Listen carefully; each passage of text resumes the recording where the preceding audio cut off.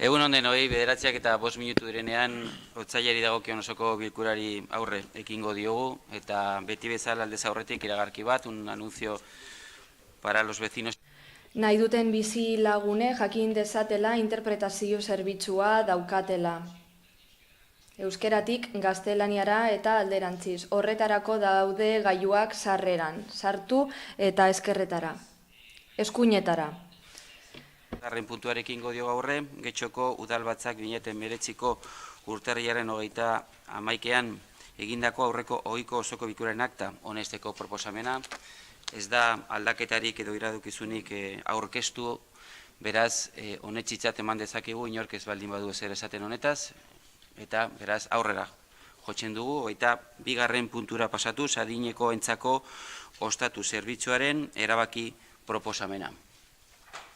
Idazkari jauna.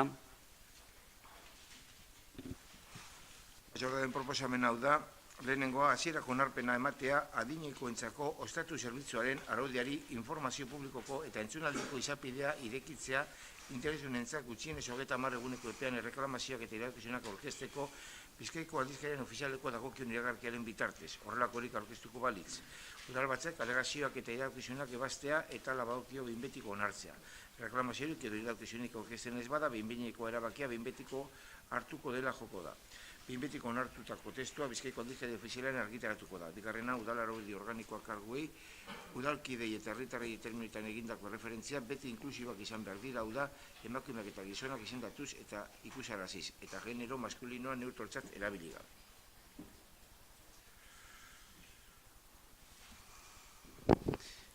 Jakin badakigu, Ciudadanosen udaltalde politikoan aldetik zuzenketa bat aurkeztua izan dela, baina aldez aurretik nolait puntua aurkezteko Elena Koriari emango diogu hitza. Elena Koria, zurea da hitza.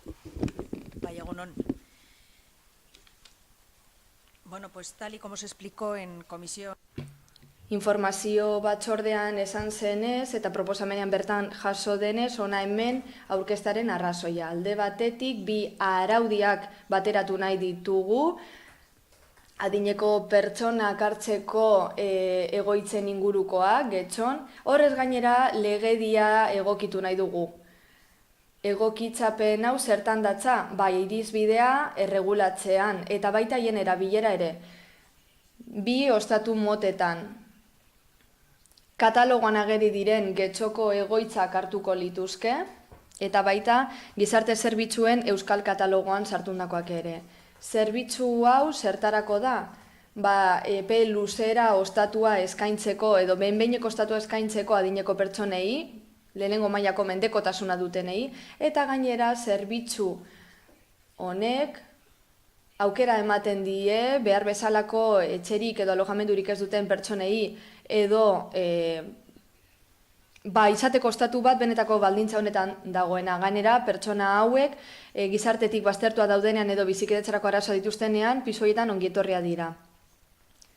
Helburua da pertsona horiek haien inguruan mantentzea, haien autonomia maila hobetzea, mantentzea eta zenbait habilitateren edo gaitasunen gainbeherari aurre hartzea, eta era berean isolamendua ekiditea eta pertsona hauek seguruago sentitzea. Eskerrik asko, beraz, emendakinari ekingo diogu horre, eta beraz, Santiago Zain, zurea da hitza aurkezteko. Bueno, son dos enmiendas, voy a proceder a leer la primera. Emendakin dira, baina lehena irakurriko dut, erregelamendu honen 6. artikuluan esaten da espazio hauen titulartasuna, bi modalitateen kasuan, udalarena dena, Getxoko udalarena. Beraz, erabiltzaileek ez dute inongo eskubidei kostatu hoien gainean. Ez behintzat, erregelamendu honetan hala dirazten bada.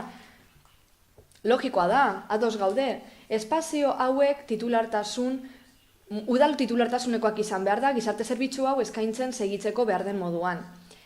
Baina, urrunago joan beharra dugu, izan ere ez dugu honen arloan indarrean dagoen legedia ahaztu behar. Etxebizitza legea kasu honetan bertan, esaten denez,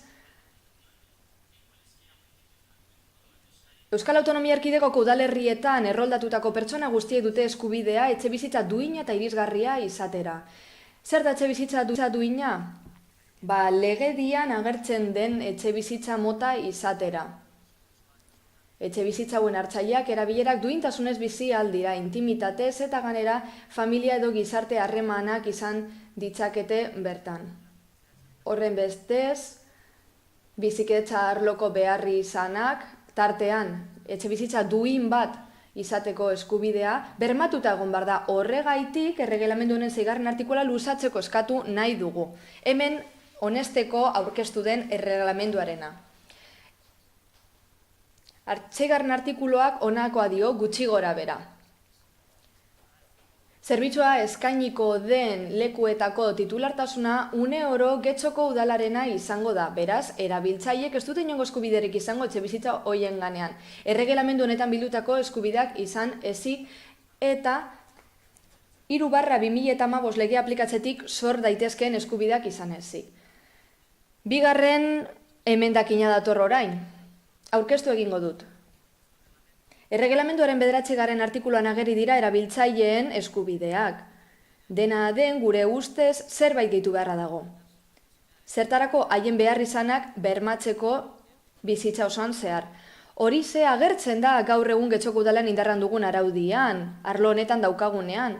6.10 artikuluan bertan, eskubide horien artean agertzen zen erabiltzaileek udalegoitzarako sarrera kudeatzeko eskubidea zutela ageri zen.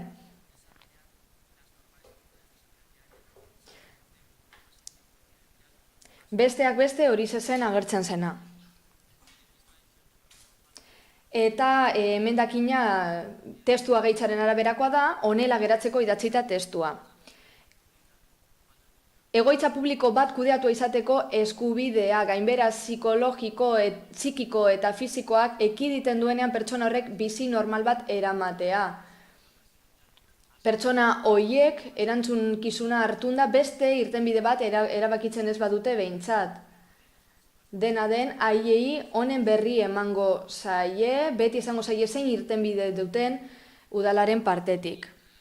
Jakina dira, beraz, eztabaidan sartu ondoren, lehenengoa bozkatuko genuke eta gero bigarrena, argitzeko pixkat nola bideratuko dugun eztabaida. Beraz, zuzenketen edo emendakinen inguruan, azten garitze egiten norbaitek hitzartu nahi baldin badu, Elena Coria. Sí, voy a dar respuesta a las... Bueno, nik bi emendakinei erantzungo diet. Lehenengoa. Adineko pertsonan alojamendurako zerbitzuari buruzko erregelamenduak, gaur egun Euskal Autonomia Erkidegoan indarrean dagoen legeriarekin batera, helburutzat du Euskal Sistemako prestazio eta zerbitzuen katalogoan bildutako bi ostatu motak erregulatzea, eta ez dio beste etxebizitza mota bat eragiten, ez dio herritarrek izan dezaketen beste eskubide mota bat eragiten. Hau zerbitzu baten erregulazioa da, ez etxebizitzarena. Bigarren emendakina. Bigarren honetan ulertzen denez, Ciudadanos taldearen proposamenaren xedea da, etengabeko arreta bermatzea erabiltzaileei, haien egoera psikosoziala alda daitekeenean. Baldintza edo posibilidade hau erregelamenduan ageri da, 3. artikuluan. 3. artikuloan esaten den bezala, egoeraren arabera, arreta pertsonalizatua eta behar izanetara egokitua eskainikoa da, eta gainera arreta hori etengabe izatea bermatuko du. Koordinazio eta lankidetza ere ageri da. Pertsona hauen zaintzan inplikatutako instituzioekin batera egin beharreko lanari dagokionez. Gainera kontuan izan da, lehenengo xedapenak dioena, lege honen baitan, erregelamendu honetan adierazitakoaz gain, arretaren jarraikitasuna bermatuta dago Euskal Autonomia Erkidegoko gizarte zerbitzuen kasuan. 12/2008 legean ere hainbat artikulutan jasota ageri da hau. Beste norbaitek hitza, bai, Susana Andoio. Gracias, señor alcalde. Buenos días a todas y a todos. Eskerrik asko, Egunon guztioi. Bueno, guk babestuko dugu Ciudadanosen emendakina bi kasuetan gure ustez etxe bizitza duina izateko eskubidea beharrezkoa dela. Hemen araudi honetan sartzeko bakarrik aipatzen den arren. Bigarren partea emendakinarena. Ikusten dugu 12/2008 legearen kasuan, 7. artikuluan F letran esaten da bermatzen dela arreta pertsonalizatu bat, arreta integral bat, erabiltzailearen egoeraren araberakoa. Administrazio edo sistema desberdinak barne hartzen dituen arren. Ulertzen dugunez, hau ja jasota zegoen.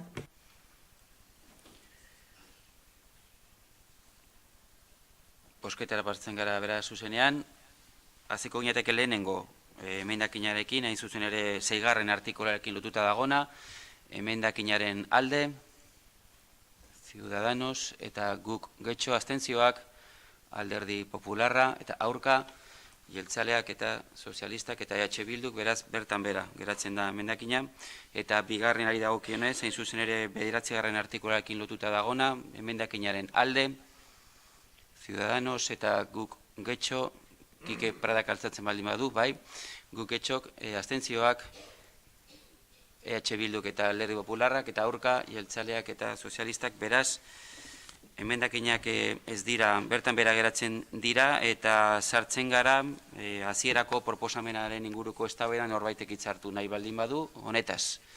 Edo bestela bosketara pasatuko ginateke, Susana Andoio. Bueno, nosotros...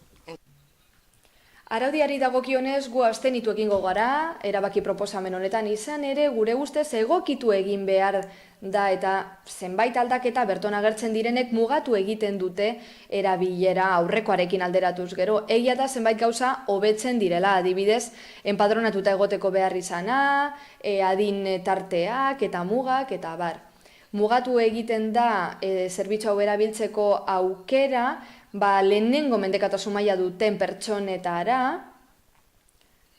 baldintza ekonomikoak ere kontutan hartzen dira, laguntza hau eskatzeko orduan, baina guri arreta piztu diguna zera da. Hemen ez da erabiltzen inongo baremorik, ez da jakinarazten inongo baremori dagoenik ebaluaziorako. Esate baterako nola ebaluatuko da laguntza familiarra, bizikidetza egoera ekonomikoa. Hau guztia ageri zen aurreko araudian eta uste dugu garrantzitsua dela gaur proposatzen den araudian ere sartzea. Izan ere, aspektu hauek kontuan izango dira zerbitzu hau eskaintzeko orduan. Tasari dagokionez, 24. artikuloko 15. zenbakian ageri dena, eguneratu egin beharra dago. Esaten da urtero egingo dela. Baina, erabiltzaileek ere hala eskatu dute, izan ere ez da berrikusten nahikoa. Aurreko guztia dela bide, gu abstenitu egingo gara. Esker, beste norbaitek. Elena Coria. Bai, eskerrik asko por contestar a sus... Susanari erantzungo diot hiru kontu horien inguruan. Erabiltzeko mugapenari dagokionez, esan beharra dago, mugapen horiek bere horretan ulertzen dira, beste irtenbiderik ez dagoelako pertsona horientzat, eta legean ageri dira. Gizarte zerbitzu buruzko legean agertzen dira. Ez daudela baremoak? Bai, badaude, mendekotasunaren balorazioan, Bizkaiko Foru Aldundiak egiten duen horretan. Eta tasaren inguruan zer esan. Osoko bilkuraren baten esan da, informazio batzorde batean ere esan zen, oraindik esperoan gaude Eusko Jaurlaritzak dekretuan noiz honetziko zain. Eskerrik asko. Oier Iturralde, zurea hitza. Bai, egun ondenoi, eskerrik asko.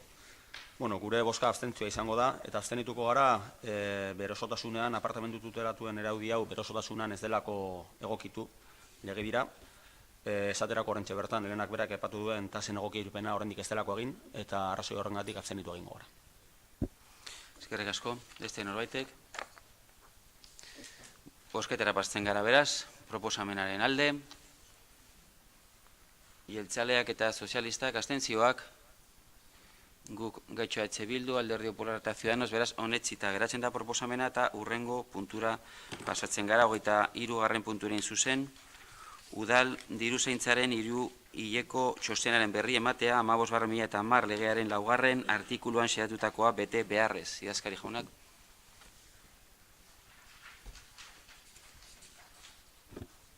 Batzordeen proposamen hau da. Hiru beraz 2019 diruzaintzako txostenaren edukian jakitun geratzea. Txosten hori bete beharrak ordaintzeko legezko epea betetzeari buruzkoa da. Honen berri matea da, beraz, inork ez baldin badu itxaskatzen urrengo puntura pasatuko inateke. Bagoaz, beraz, 24. puntura hainbat dekretuaren berri ematea, transferentzien bidez aurrekontuak aldatzeari buruzkoak. Idazkari jauna? Batzordearen proposamena da, hau da. Transferentziaren bidez aurrekontu aldaketaren dekretugaz jakitun geratzea. Bertan zerrendatzen dire dekretuak eta kopuruak. Aurrera goaz, beraz, 25. punturen zuzen, 578/2019 zenbakidun dekretuaren berri ematea, kreditua prestatzearen bidez egindako aurrekontuaren aldaketari buruzkoa. Idazkari jauna? Batzordearen proposamena hau da, 500 eta kreditu prestatzearen bidez egindako aurrekontu aldaketaren dekretu honekin jakitun geratzea. 518/2019 zenbakidun dekretua 35.101 euro zenbatekoarekin. Kreditua gehitzea, ondartzen garbiketa. Urrengo puntura batzen gara beraz, 27. punturen zuzen, faktura onartzeko proposamena Getxoko udalerriko kanpoko argiteria publikoaren instalazioak mantentzeko zerbitzuaren 2019ko urtarrilaren 14 eta 2019ko otsailaren 13 artekoa. Eskari jauna? Batzordearen proposamena hau da, Elektrikasas Motur, Uriarte, enpresak egindako ondorengo faktura onartzea, jarraian azaltzen den zetasunarekin eta dagokien obligazioa aitortzea, ordainketa egiteko agindu emateko, 2018ko ekitaldiko udal aurrekontuaren kontura. Faktura da Getxo udalerriko argiteria publikoaren instalazioa mantentzeko zerbitzua, eta aldia da urtarrilaren 14tik otsailaren 13ra, guztira 35.571 euro eta 21 zentimo. Eskerrik asko. Álvaro González. Sí.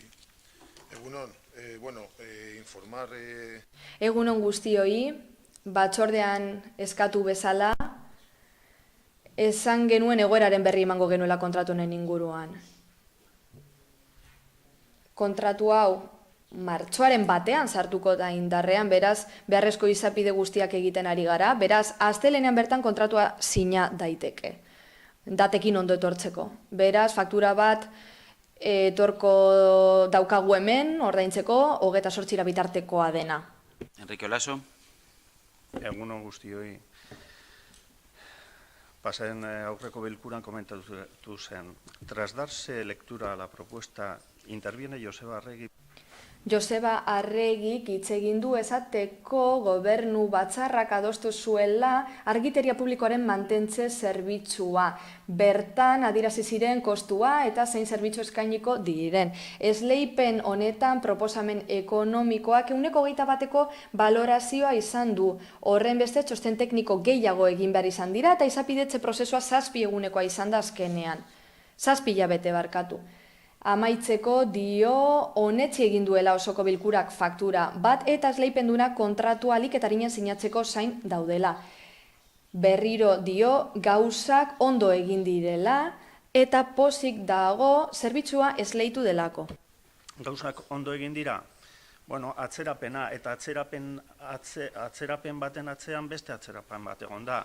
Honetaz, enpresak badu errurik, minolako errurik ez dauka. Nor dauka atzerapen honen ardura? Administrazioak zuek daukazue. Eta gauzak ondo egin dira, gauzak hobeto aurreikusi behar dira gure ustez. Eta ja urte pilo daroa zue kudeaketan, eta normalena izango litzateke aurreikustea epe hauek luzatu egiten direla. Eta luzapen baten luzapenean goaz. Faktura berri batekin. Besterik ez, aztenik dugu ingo gara. Eskerrik asko. Beste norbaitek, bestela bosketara pastuko inateke, proposamenaren alde.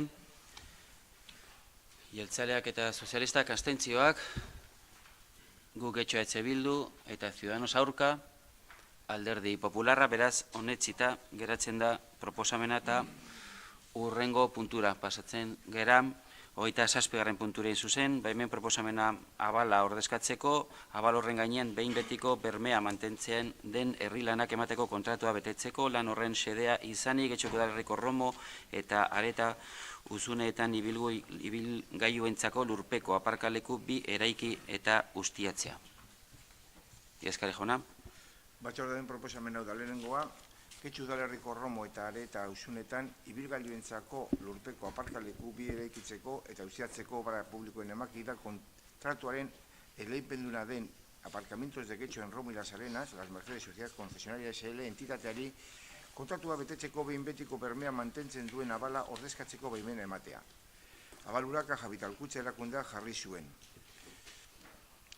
180.303,73 eurokoa da eta 2005ko urtarrilaren 27an ordaindu zen Getxoko udaleko diruzaintzan. Horren ordez, aurrekoaren betekizunei erantzuteko beste bi abal jarriko dira, egungoak duen eduki berarekin eta guztirako zenbateko berberarekin. Baina 2005ko maiatzaren 26ko saioan Turko gobernu batzarrak hartutako 207. erabakiaren bidez berezitako zenbatekoekin, hau da, 71.404,24 euroko abal bat, Romoko aparkalekuko erabiltzaileen erkidekoak aurkeztuko beharko lukeen bermearen zenbatekoari dagokiona, eta 108.903,19 euroko beste abal bat, aipatutako erabakiaren arabera oraindik emakidunari dagokion bermearen zatiari dagokiona, mesedeetako kaleko aparkalekuagatik. Bigarrena, erabaki honen berri, emateak kontu hartzailetza eta diruzaintza sailari bertan jasotako bete dadin. Eskerrik asko. Norbaitek hitzartu nahi baldin badu. Kike Prada. Eskerrik asko. Bueno, vamos a aprovechar este punto. Puntu hau aprobetxatuko dugu, guztiok ezagutzen dugun zerbait komentatzeko. Aurrekoetan esan bezala behar izana dago, aparkamenturako behar izanak udalerri osoan zehar berrikusteko. Hainbat azterlan egin dira, eta bere garaian, Joseba Arregi hirigintzako arduradunak parkinaren inguruan esan zuenez, azpi kontratatua izan zen, udaletik eramatea nahi zuen, gero galdetu zenbat plaza kenduko ziren, eta bar, esan bezala kontu hau globala da. Algortan zenbait plaza ezabatu dira, kontutan izan da, baina gure ustez ez dakigu formarik egokina den, baina dena den hemen ustiapen araubidea eta bar aipatzen dira, badaude lagapenak bezalako kontuak, hainbat urtetan luzatu direnak, Getxon kudeaketako adibideak ez dira oso arrakastatsuak izan bide batez, eta berriro diogu guztiz arrazoizkoa dela mugikortasunaren gai hau lantzea modu global batean, bidegorrien, oinezko bideen eta inguruan aritzea, eta zentzu horretan gure ustez asko dago egiteko, asko dago planifikatzeko, zehazteko. Gai hau lehentasunezkoa da gu Getxorentzat eta gu ados gaude aurrera pausoak emateko, pres gaude laguntzeko eta ekintza plan bat zehazteko globala dena eta kontu garrantzitsu hau mugikortasunera oso osorik hartuko duena. Eskerrik asko, ez norbaitek, bezala bosketara pasatuko gineteke. Proposamenaren alde, jeltzaleak eta sozialistak, abstentzioak, guk Getxo EH Bildu, Alderdi Popularrak eta Ciudadanos, beraz, onetsita geratzen da proposamena eta hurrengo puntura pasatzen gara. 28. punturein zuzen, udal organigrama berria onestearen ondorioz, lanpostuen zerrendaren eta plantilla organikoaren aldaketari, akatz batzuen zuzenketari eta lanpostuak baloratzeko beharrezkoak diren zeinbait jarduerari buruzko proposamena. Eskari jauna. Batzordearen proposamen hau da, lehenengoa, lanpostu zerrendan dauden lanpostuak Getxoko udalaren antolak eta egitura berriak 2008-2018ko dekretu bidez onartu zituen arlo berriei atxikitzea eta lanpostu zerrenda onartzea. Proposamen honekin batera, eranzki bat dago lanpostuen zerrenda udal organigrama sortutako arlo berrietarako lanpostuen atxikipena eta espediente honetan aipatutako gainerako aldaketa barne hartzen dituena eta literalen taula. Bigarrena da sortzea gobernu iraki eta modernizazioaren arloko arduradunaren lanpostua. Ezaugarriak bertan agertzen dira. Lanpostuaren sorkuntza honek berekin dakar indarreko lanpostu zerrenda aldarazi beharra. Beraz, aldarazpenarekin bat etorriz, azalpen memoria erantzi da lehenengo erazkin gisa. Behar adinako aurrekontu zuzkidura bigarren erazkinean jasotzen da, behar beste kreditu dagoela egiaztatuz. Halaber, ziurtatzen da hizkuntza politikarako sailburu ordetzaren manuzko txostena ere dagoela hirugarren erazkinean.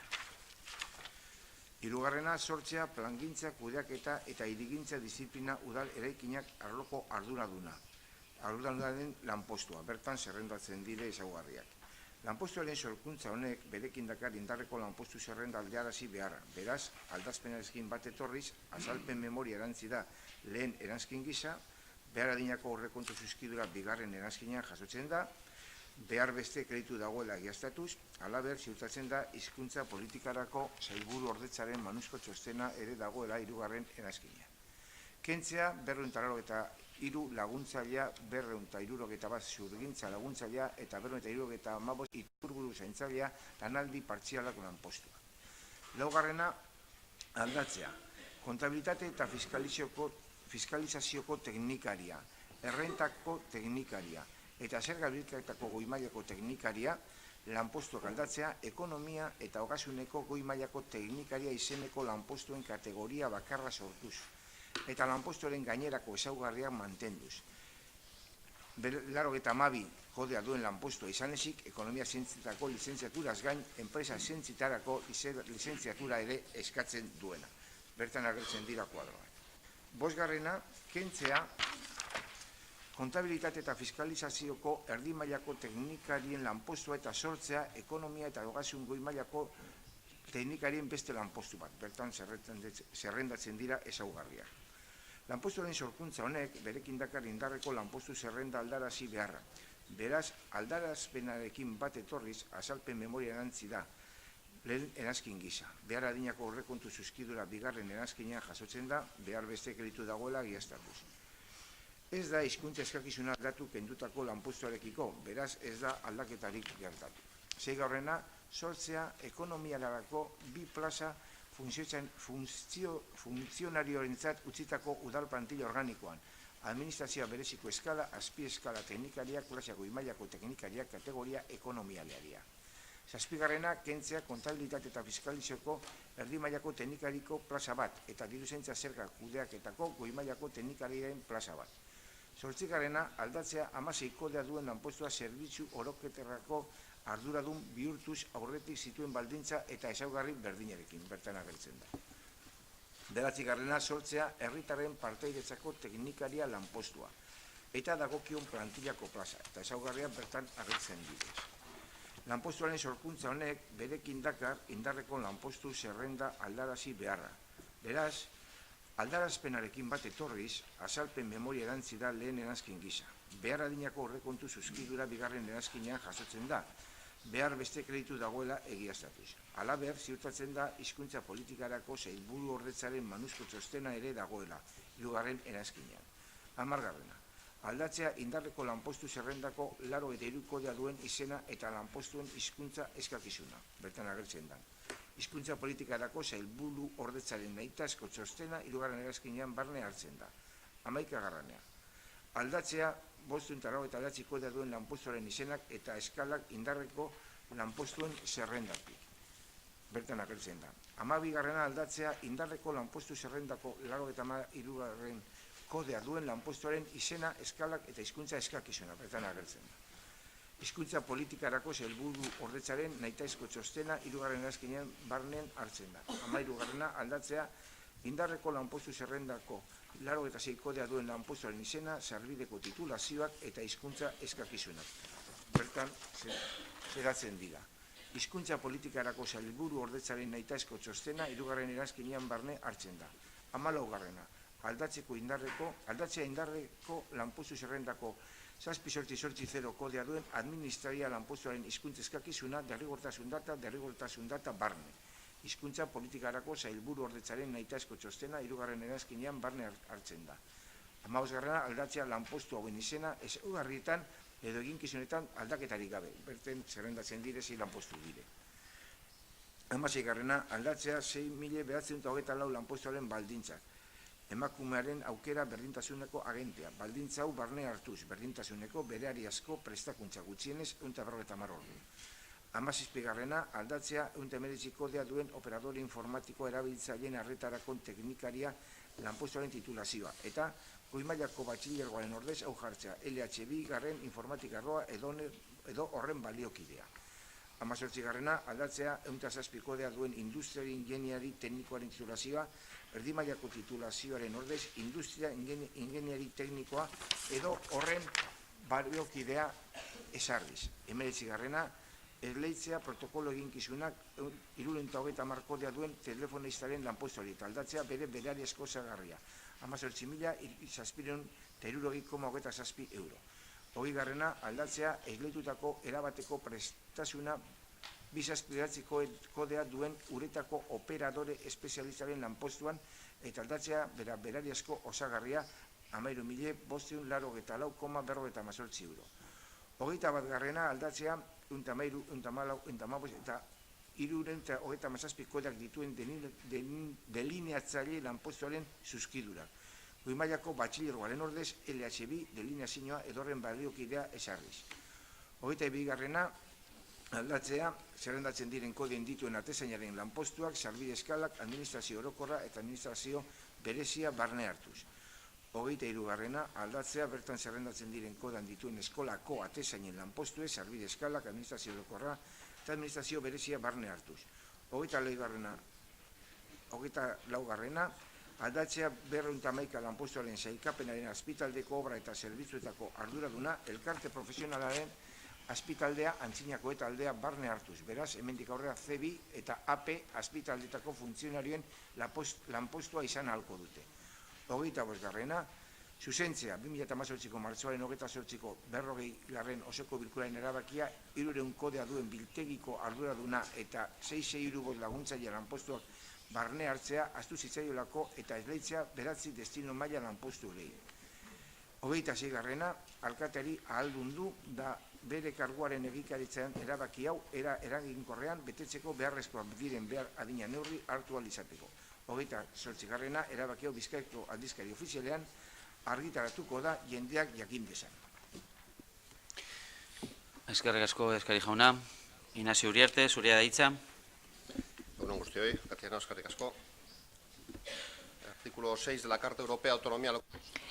Tokiko autonomiari buruzko Europako Gutunaren 6. artikuluak adierazten du lehenengo puntuan, tokiko erakundeek definitu behar dituztela bere kabuz barne administrazio egiturak, baldin eta horiek izan nahi badituzte, eta hori egin behar dute premia berezietara egokitzeko eta kudeaketa eraginkorra sustatzeko. Hala, tokiko araubidearen oinarriaren legeak sustatzen du tokiko erakundeek badaukatela euren burua antolatzeko ahalmena, eta Euskadiko tokiko erakundeen legeak esartzen du alkateek xedapenak esartzeko ahalmena daukatela baldin eta bere eskumenen eremuan egiten badute. Hala, 3042/2018 alkatetzaren dekretua onetsi zen eta legezko eskumenean oinarrituz egitura egokia bermatu zen eta 3 jartuketa eremu esarri ziren, gizarte eremua eta herritarren eremua, hiri garapen jasangarriko eremua eta tokiko garapen ekonomikoaren eremua eta udal antolakuntzako eremua.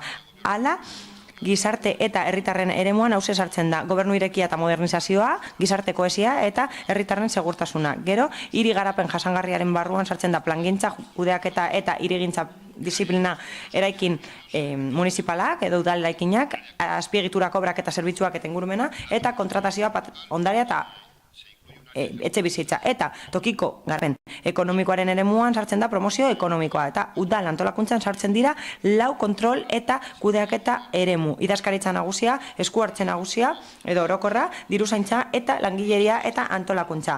Paraleloki badaude 4 erakunde autonomo eta horiek dira Getxo Kirola, Getxo Kulturetxea, Getxo Musika Eskola eta laugarrena Getxoko udal egoitza, arreta berezia ematen duena. Eta hori guztiak koordinatzen dira udal egitura administratiboarekin.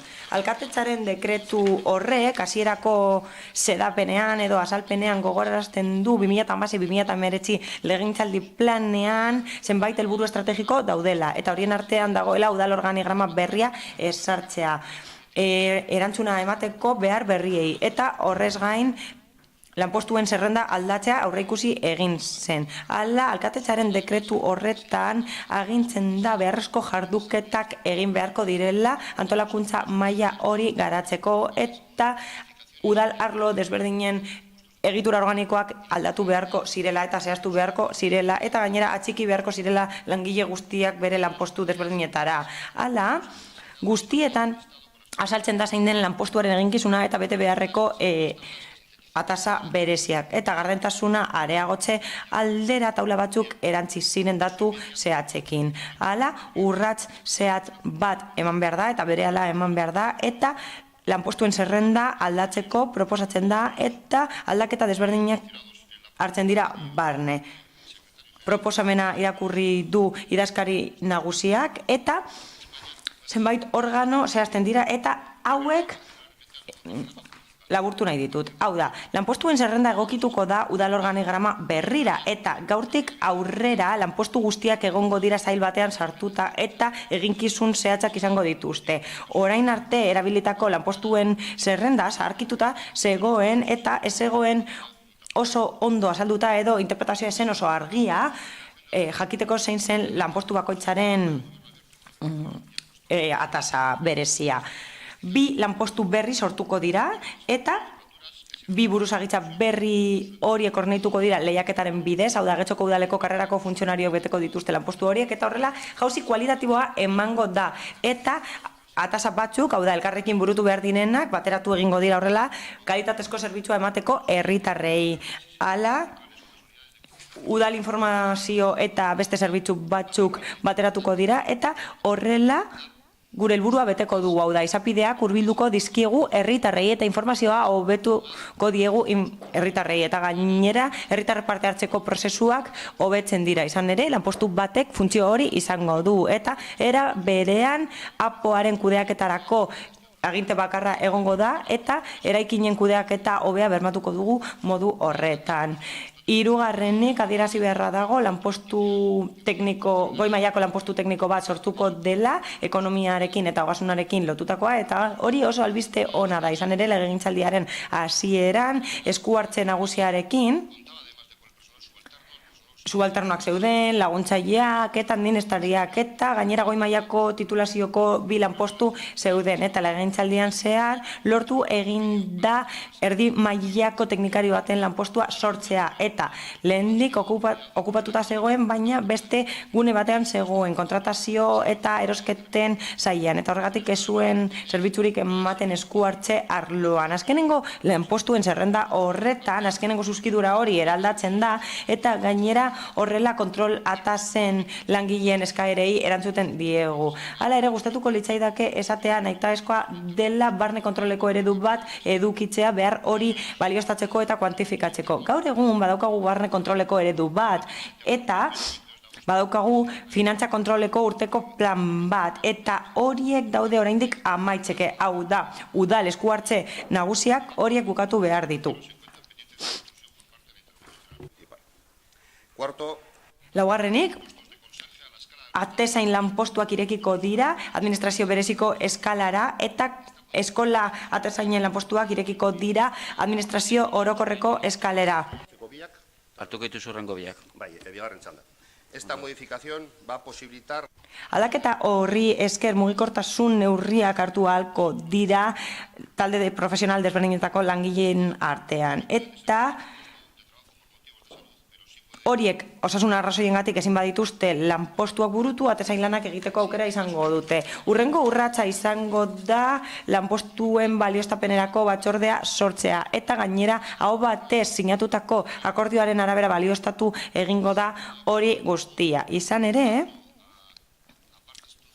erakunde partea eta sindikatuak murgilduta egon ginen 14 mailetan, azkenean gehiago izan dira, eta baterako lan egin dugu hori guztia lortzeko. Mailaren iraupena 3-4 ordukoa izaten da, edo 5 ordukoa, eta horregatik gustatuko litzaidake eskerrak ematea langileen eta antolakuntzaren sailari, eta bereziki eskerrak eman nahi dizkiet udal ordezkariei izan ere, iaia aho batez babestu gaituzte lanpostuen zerrendaren aldaketa honetan, eta gainera espediente honetan erantzi dira akordio horiek, eta babes hori eman digute udal gobernu organo guztiek, alkatea, gobernu batzordeak eta udal plenoak, eta hori funtsezkoa da. Nik irmoki bultzatzen jarraitzeko bide hau. Izan ere, zaila da, baina errekonpensa izango dugu, eta udal administrazioa osasun eta bea izango da, eta horrela herritarrek merezi dituzten zerbitzuak hobetuko ditugu. Uste dut hori dela denon helburua. Beste norbaitek? Pedro Andrade.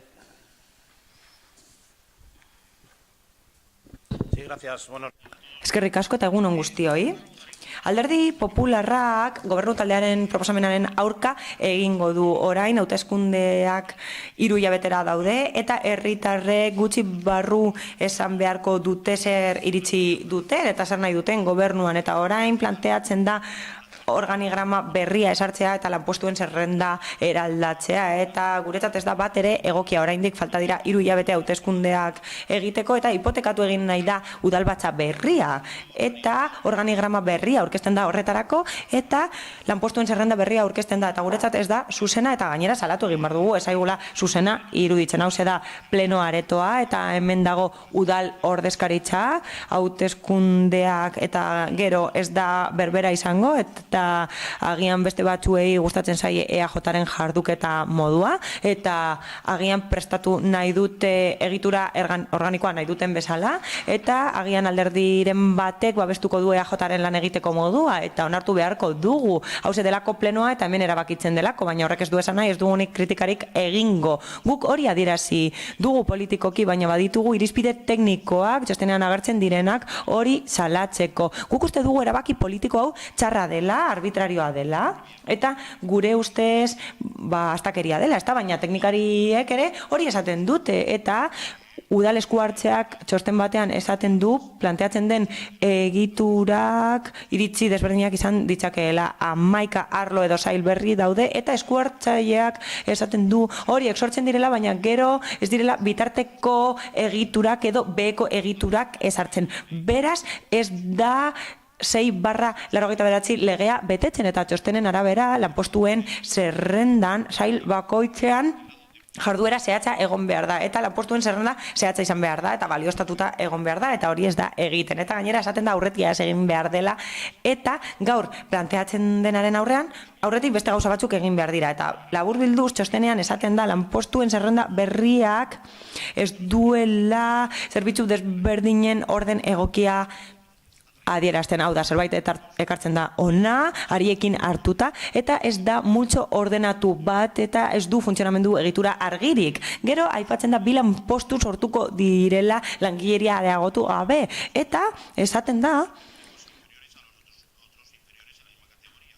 osagarriak txikiagoak izango direla, eta horrela tokiko administrazioaren ordainsarien legeak esartzen duena urratzen da, eta gainera esaten da teknikariek plaza berberarekin ordainsari desberdinak izango dituztela. Eta gainera esaten da parte hartzerako teknikari bat egongo dela, eta hori aipatu berri da, eta esaten da hori esarriko dela, baina bere ordainsaria ez da egokia eta gainera ez da beharrezkoa.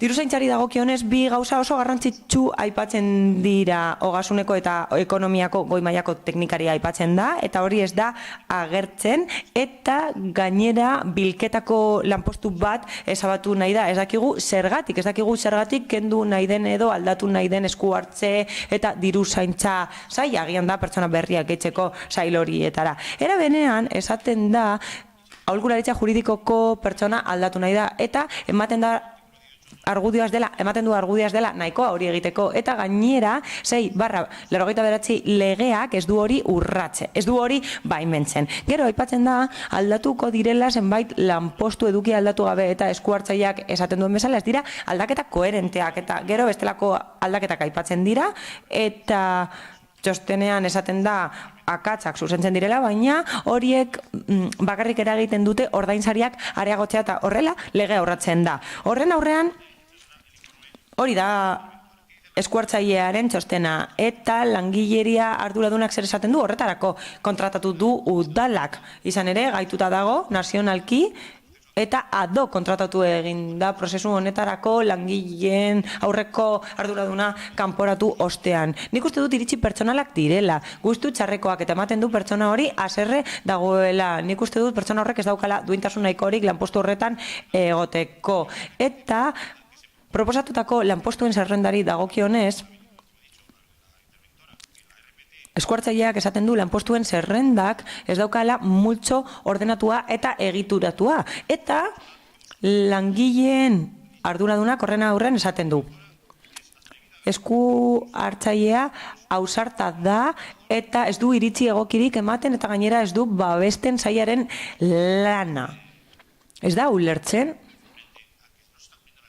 eta legezkotasuna ez dela betetzen ari esaten du eskuhartzaileak eta besteak esaten duela nahiko ausarta dela, eta gainera doakoa dela esaten duena. Erantzunak hauek dira, presa dauka alik eta lasterren egin nahi duelako, eta dagoen bezala onartu behar duela. Txostenean dago jasota idatziz, eta legegintzaldia baino lehen onartu behar dela esaten du, eta gero eskuhartzaileari esaten dio. Oso eskizitoa zara, hori esaten dio, eta pertsona hori legezkotasuna betetzen saiatzen ari da eta hori erantzuten dio besteak, eta nik uste dut errespetu falta handia dela. Bere txanda agortuko du eta jaun honek esaten du.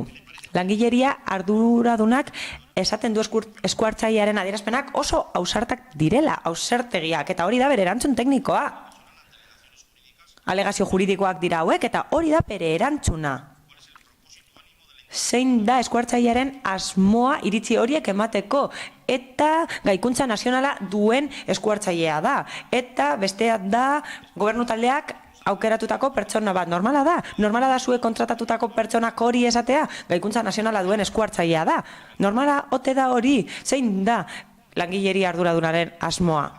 Nik uste dut mugimendu hauen aurrean, zifra hauen azpian, kode hauen azpian, kodeak ematen dutelako, pertsonak daudela, eta zuek antolakuntza egitura utzi nahi duzue horrela, EH Bilduren babesa daukazue, eta kode hauen azpian, eta honen guztiaren azpian pertsonak daude, eta zuek organigrama hori pentsatu duzue pertsona zehatz batzuetarako, os du hori jartzen, baina hori pentsatzen duzue, eta EH Bilduren babesarekin lortuko duzue babesa, eta horrela utziko duzue egitura organikoa hurrengo udalbatzarako, eta etortzen garenok aldatu beharko dugu alkatetzara heltzen garenean. Mila esker.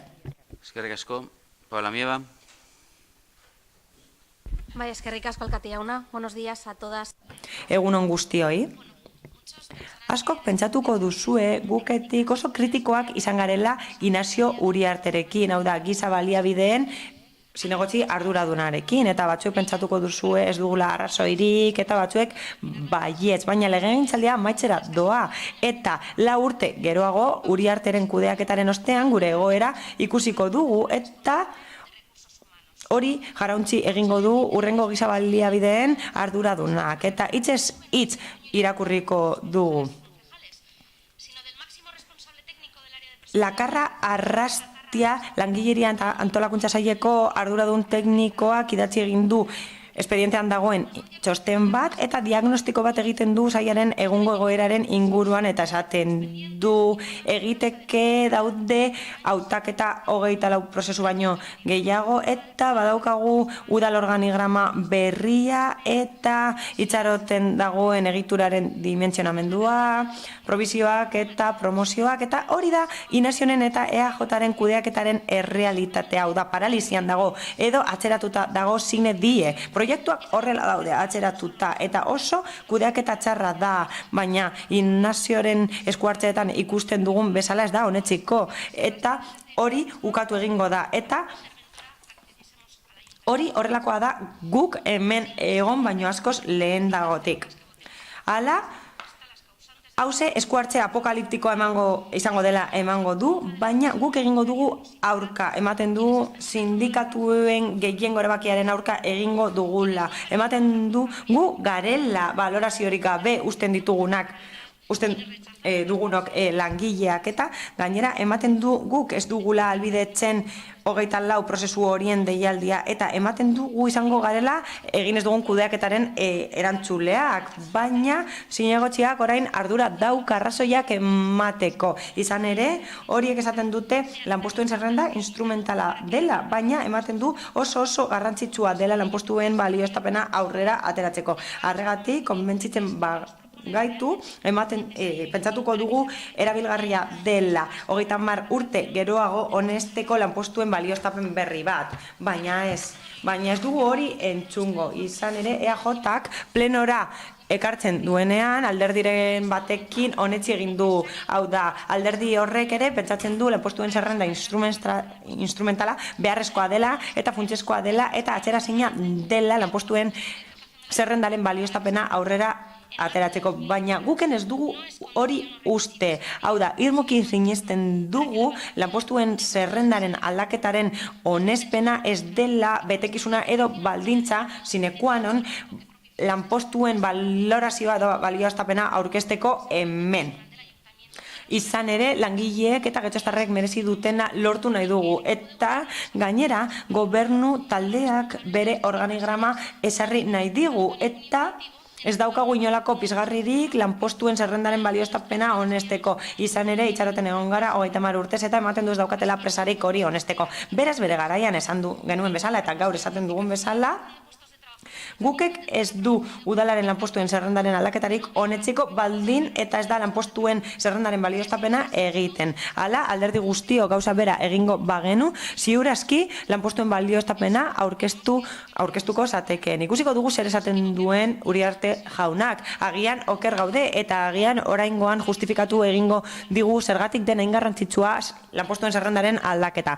Baina proposamena aztertu ostean eta txostenak aztertu ostean egiaztatu egin dugu gaur ekartzen dena txapuza hutsa dela, legea ez delako betetzen edo ez dagoelako monografia nahikorik edo esaten delako 2018ko martxoko plenoaren erabakia aldatzen dela, baina ez, benetako proposamen berria da eta gainera ez ditu behar besteko mugak betetzen. Inkoherentzia desberdinak daude indarreko lanpostuen zerrendaren lanpostu batzuk kentzen direlako eta gainera langileria arduradunaren oneritzia falta da, eta badaude beste iritzia eta ohar asko, eta horiek ez dira guken oharrak. Ez, eskuartzearen txostenean zehatz mehatz irakur daitezke, eta guk egingo bagenu proposamena askok esango zenukete ez daukagula zorrostasunik, konpromesorik, eta gainera ez daukagula ezagutzarik administrazioaren gainean. Hori da zuen kudeaketaren eredu, horrela izan nahi duzue eredugarri eskuartzearen oneritzirik gabe aurkezten dituzue proposamenak osoko bilkura honetan, eta guretzat ez da bat ere egokia egin duzuena, eta nire beste 2 minutuak erabiliko ditut nire iritzia emateko. Entzundakoaz gain, oso bitxia iruditzen zaigu honako hau, guketik zenbait aldaketa proposatu ditugu batzordean, adibidez 0,3ko igoera egiteko proposatu dugu, eta gobernu taldeak beti erabili du irizpide berbera, hau da, eskuartzeak ezetz esaten zuela, eta aurka bozkatzen zuten horregatik, eta kasu batzuetan erabakitzen zuten ezin zela eztabaidatu artezkaritza batzarretan, ez ilegala zelako, baizik eta ez zetozelako bat gurekin. Orain, eskuartzeak ez du aldeko txostena egin, baina hori gora bera jarduteko modua oso desberdina da. Hemen ditugu langileria arloko arduradunaren aurkako txostena, eta gainera deigarria da erantzutearen modua. Hau da, Alderdi Popularrak adierazi duen bezala oso bitxia da erantzuna. Hau da, arrazoi juridikoak eman beharrean ondorio bat ateratzen da, eta esaten da funtzioak gehiegi hartzen ari dituztela beren gain, eta bi gauza utzi nahi ditugu argi. Hau da, eskuartzearen txostenari dagokionez ez direla horrelako hitzak esan behar. Esateko ez dela legezkotasuna betetzen, baina txosten honen kasua ez da hori. Gainera ez dira forma egokiak erabiltzen horretarako. Ez dira tonu desegokiak baimendu behar hemen, eta udal langileen artean ezin da hori baimendu ere ez. Horrelako susmoak adierazi egin dira langile baten inguruan, eta esaten da oso ausarta dela eta ez duela modu egokian egiten, eta guretzat hori ez da bat ere egokia, gainera jarrera matxista da, eta gainera errespeturik gabekoa, eta irizpide tekniko bat dago eta ez da hori errespetatzen, eta ez da bat ere egokia pertsona horrentzat. Bigarrenik, eskuhartzailearen arrazoiak oinarrituta daude eta oso arrazoi zentzudunak dira adierazteko etxea teilatutik hasi dela eraikitzen. Eta 2018ko martxoko erabakia oraindik ez da bete, gainera horri gehitu behar diogu ez dela benetan aurre ikusi egoera. Hau da, 2018ko lanpostuen zerrenda aldatu zenean, eta horrekin ikus dezakegu aldaketaren helburu bakarra dela lehentasuna ematea gobernu taldearen asmoei eta ez langilei. Orduan amaitzen da denbora. Bueno, sin más, decir que han puesto... Besterik gabe euren egitura eskema amaitu nahi izan dute, eta horretarako ez dituzte lanpostu egokiak balioztatu beste batzuetan eskatu dugun bezala. Beste norbaitek, Ibon Rodríguez. Bai, behitu guk, lanpostu zerrenda honen aldaketaren alde egingo dugu, eta zergaitik egingo dugun alde edo hiru arrazoi nagusiak azaldu horretik, esango dizuegu, egia esateko gu igual lanpostu zerrenda honetan gauzak bestera batera egingo genituzke, organigrama bestera batera nahiko genuke, baina organigrama ez da azken momentuan eginiko zerbait uda aurreko dekretu batez bidez onartu sana, garai hartan organigramari ekarpenak eitzeko garaiak bat zeuden, baina egia da lanpostu zerrenda honetan gauza asko daudela hobetzeko eta moldatzeko. Tartean adibidez Euskarari ematen zaion arreta, gure ustez gutxi dela, edo lanpostu horiek betetzeko aukeratzen diren bideak, guk onartu ditzakegu langileen barne promoziorako lehiaketa izan daitekela bide bat, baina eskatuko genuke edo nahiko genuke lan eskaintza publikoaren aldeko autu edo apostu sendoago bat. Eta azken finean onartu behar da, logikoa denez, lanpostuak erakusten dio edo erantzuten diola, edo lanpostu zerren aldaketak erantzuten diola udal gobernuan dagoen taldearen organigramari, guk organigrama bestera batera ingo genuke, eta ondorioz lanpostuen zerrenda bestera batera ingo genuke. Baina egia dana da, herri honetan, eta udalerri honetan, eta udaletxe honetan, egitura zaharkitua dagoela ez, aratzago. Ez dakigu zein izan zen lehena udalerri honetan, egitura ara demokraziaren lehenengo edo sasi demokraziaren lehenengo udala. Orduan, horti datorkigu batezbe guretzako zeintzuk izango diren lanpostu honen alde egiteko arrazoia, baina batezbe 3 arrazoi nagusi dira. Lehenengo eta behin da Euskal Herria Bilduk emandako hitza betetzen duela, eta batez ere, eta ez bakarrik emandako hitza, baizik eta gure ustez, herritar eta udal langileentzat onurak ekarritzaketen proposamenak babesteko ez ditulako aldez aurretik inolako akordiorik sinatu behar. Eta pentsaten baldin baduzue, batzuk esan duzuen batera, edo aditzera eman duzuen batera, zerbait egon delatzetik ez da egon inolako elkarrizketarik gobernu taldearekin lan zerrenda hau onartzeko. Da gure konbentzimendu propioz egiten dugun zerbait, eta segituko dugu egiten, batzutan izango dira zuen proposamenak, Peperen proposamenak oso gutxitan ere onartu izan ditugu, eta gobernu taldearen proposamen batzuk baitare. Baina hori da guretzako onurak ekarritzaketelako. Baina ezke, 2016 urteko aurrekontu negoziazioan guk proposatu genuen, eta guk sartu genuen aurrekontu proposamen negoziazio hartan, guk sartu genuen lan balorazioaren eginkizuna gobernuarei. Eta gobernuari bi gauza esan genizkion bere momentu horretan. Eskatzen genituen datak ezartzea eta onartzen genion, datak ez zirela guretzako zorrotzak izango, baina bai, gida bezala erabiliko genuken zerbait. Eta bestetik esan genion gobernuari ez genuela guk oztopoa jarriko lan balorazio horieteko langileen babesa lortzen bazuten. Eta kasu honetan gauzabia gertatzen dira. Egia da lan balorazioa nahi baino askoz beberanduago etorri dela, ez bakarrik negoziazio hartan jarri ziren epeetan baizik eta gobernu berak ere jarritako epeetan, epe muga horiek ere gainditu izan ditu, baina aldi berean ere pausu hau aspaldi iragarri zuen gobernu taldeak, pausuan lan balorazioaren pausua bezala, eta horrekin ados gaude, ez egiten den moduan, baina bai pausuarekin. Beraz, guretzako oso garrantzitsua da emandako hitza betetzea, eta guretzako oso garrantzitsua da onak izan daitezken proposamena banestea. Gainera, gaur egungo egoera politikan errealitate paraleloak sortzen dira askotan, eta errealitate paraleloak horietan alderdi batzuek berehala gartzen dituzte epe luzerako ikuspegiak eta epe motzeko interes elektoral menpe aritzen dira, eta horrek menteratzen du beraien bozkaren zentzua. Baina horri politikari ez dio duintasuna ematen, eta guretzako olako egoeretan politikak duintasuna behartu. Bigarren arrazoia da langileen onerako dela, eta langileek babesa ematen diote proposamen honetara. Eta langileekin hitz egin dugu, eta langileek eskatu digute baiezkoa ematea.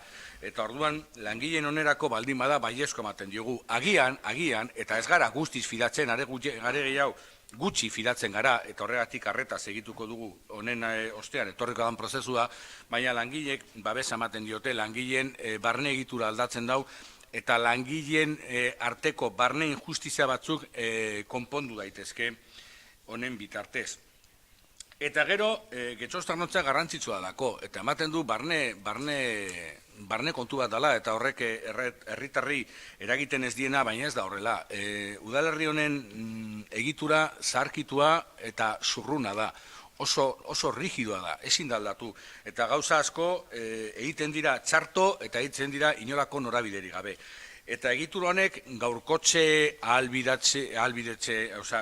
egitura gaurkotzea edo modernizatzea ahalbidetzen du, eta zentzu horretan pentsatzen dugu eraginkortasunak irabatziko duela udalerri honetan, eta eraginkortasuna irabaztea zerbitzu hobeak eskaintzeko aukera izatea da. Horrek ez du esan nahi gobernu taldeak zerbitzu hobeak eskainiko duenik, horretarako nahi izan behar da, baina ikusiko dugu. Rodríguez jauna, gainitu dituzu 5 minutuak, hurrengo txandartu nahi baldin baduzu, edo bestela jun zaitez amaitzen, mesedez? Bai, bukatu dut. Mila esker, beste norbaitek? Bai, Santiago Sainz?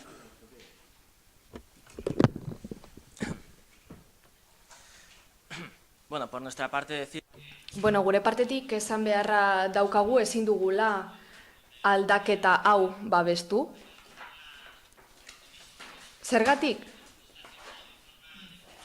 Gure ustez ez da biltzalako modu egokian egiten, oso ondo dago RPT delakoa eguneratzea, gaur egungo funtzionamendu koherenteera, nolabait esatearren. Baina, gure ustez ez da modu egokian egin. Alde batetik, bertoko langileen eskaera bat etorri zaigu, duela aspaldikoa, lanpostuen zerrendaren balorazio egiteko, 2015an hasi zen da oraindik ez da egin. Legegintzaldia amaitzera doa eta 4 urte beranduago oraindik ere egin gabe dago. Langilea ganera itxaroten ari dira. Ikusi dugunez gobernu taldeak fastikulok egindako lana ekarri digu eta gure ustez ezin dugu horrelakorik onartu. Horregatik diogu ez dabiltzala behar bezala kudeatzen kontu hori langile arlotik. RPT hau etorri da berandu 4 urte daramatzagu itxaroten legegintzaldi honetan. Bestalde, ikusten dugunean zate baterako zelako RPT karri diguten, zer ikusiko dugu? Arlo etako bakoitzeko lanpostuak, proposametan honetan ageri direnak, 22 bat agertzen dira hor, ezta? Guztiak zaku berberan sartzen dira, desordenatuta, eta logikoena litzateke, Alderdi Popularreko nirekideak esan bezala, behar bezala zailkatzea lanpostu bakoitza arloka. Lehengo RPT-an ala zegoen zailkatuta, atalka. Hor adibidez, alde batetik euskera, gazteria, kooperazioa, kalitatea, arlo desberdinen arabera banatuta zeuden lanpostuak, hor daukagu. Kontu hartzaietza, diru zaintza, zergabilketa, eta bar, eta azpitaldeak zeuden hoietako bakoitzean. Beraz, ordenarekin, irizpideekin egin zen lehengo RPT. Beraz, txapuzeroa dela esango genuke oraingo RPT hau. Eta RPT instrumentalaren kontzeptu hau ez dugu oso ondo ulertzen, badirudi, ez dakizen bat hilabete barru beste bat ekarriko dutela, hau behin betikoa ez dela, lana eginda ez dagoela. Ikusten dugu antolamendu egokirik ez dagoela, kasu honetan, udalaren partetik eta horregatik ezin diogu oniritzirik eman. Gustatuko zitzaiguken, baina ezin dugu. Beste alde batetik, osoko bilkura honetan balorazio politiko bat egin nahi dugu RPT-aren inguruan. Ikusten dugu lanpostu askoren kastuan ageri dela euskeraz jakiteko behar izana, bete beharra hobeto esan da, ados egon algara, baina obligatorietate horrekin ez. Hizkuntzak ofizial baten ezagutza merito modura hartu daitekela uste dugu guk.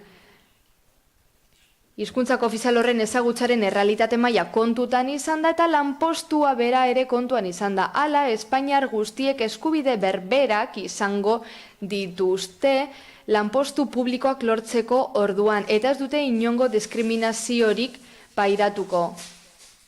Hori auzitegi konstituzionaletik dator, eta esaten da gainera konstituzionala zer den eta zer ez den esaten da. Meritu bat izan behar dela, eta ez eskakizun bat, hori dio konstituzionalki. Eta badago, beste goera bat, salatu behar duguna. EAJ kasu honetan guretzean badu zenbaiteko interesa euskararen inguruan, euskararen erabileraren ingurukoa.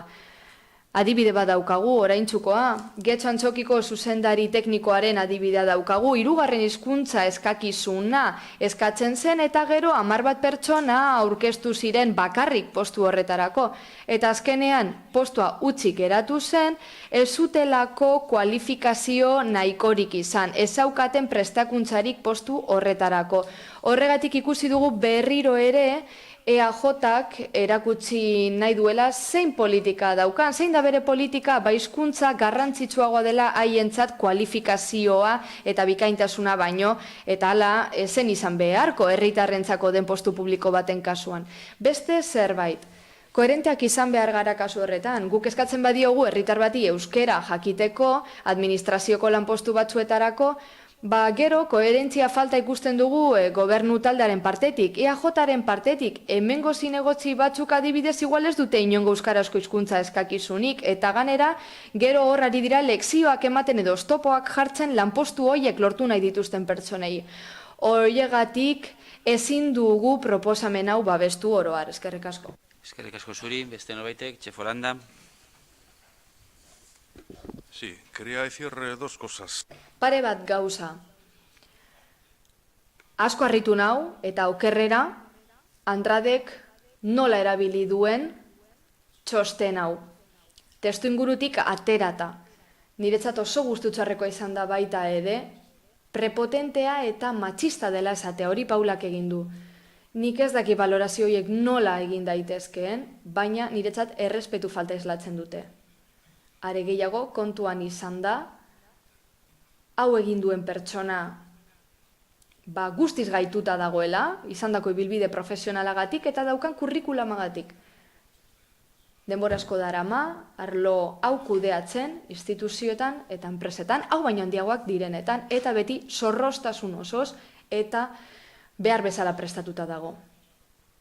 Andradek horren beste gauza esan ditu, baita Paula Mibak ere, esan dutenez, gutxi gora bera, erabaki arbitrario bat dela EAJaren partetik. Paulak zioen, gobernu taldeak, eskerrik asko bide batez, nahi duten organigrama aurkeztu duela. Andradek esan du baita ere, sospetxa moduko bat erakutsiz, kode bakoitzaren edo digito bakoitzaren azpian pertsona bat dagoela, noski dagoela. Lanpostu guztiak daude pertsonek okupatuta. Arazo ez da digitoa, kodigoa, osagarri espezifikoa, estimulu bikaina izan daiteken arren. Gauza da, lanpostu horiek nola betetzen diren. Eta hori esan da hemen, digitalki izango dela edo horrelako zerbait. Onartezina, guztiz onartezina.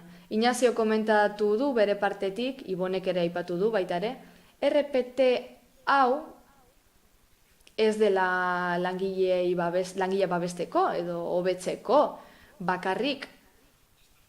Abenduan esan bezala, emna ekarri den proposamenak sindikatuen gehiengoaren oniritzia duela. Sindikatu bakarrak ez esan du, ni horkoa naiz, eta mendi badak ordezkariren bat, hori izan ezik guztiek ados egon ziren. Alde bozkatu zuten, Komisiones Obreras izan ezik. Gobernu taldearen proposamena dau, baina ez zaiena bakarrik. Eskerrik asko. Inés Uriarte. Bueno, señor Andrade le va a pedir que no mienta. Andrade jaunari eskatuko diot gezurrik ez esateko.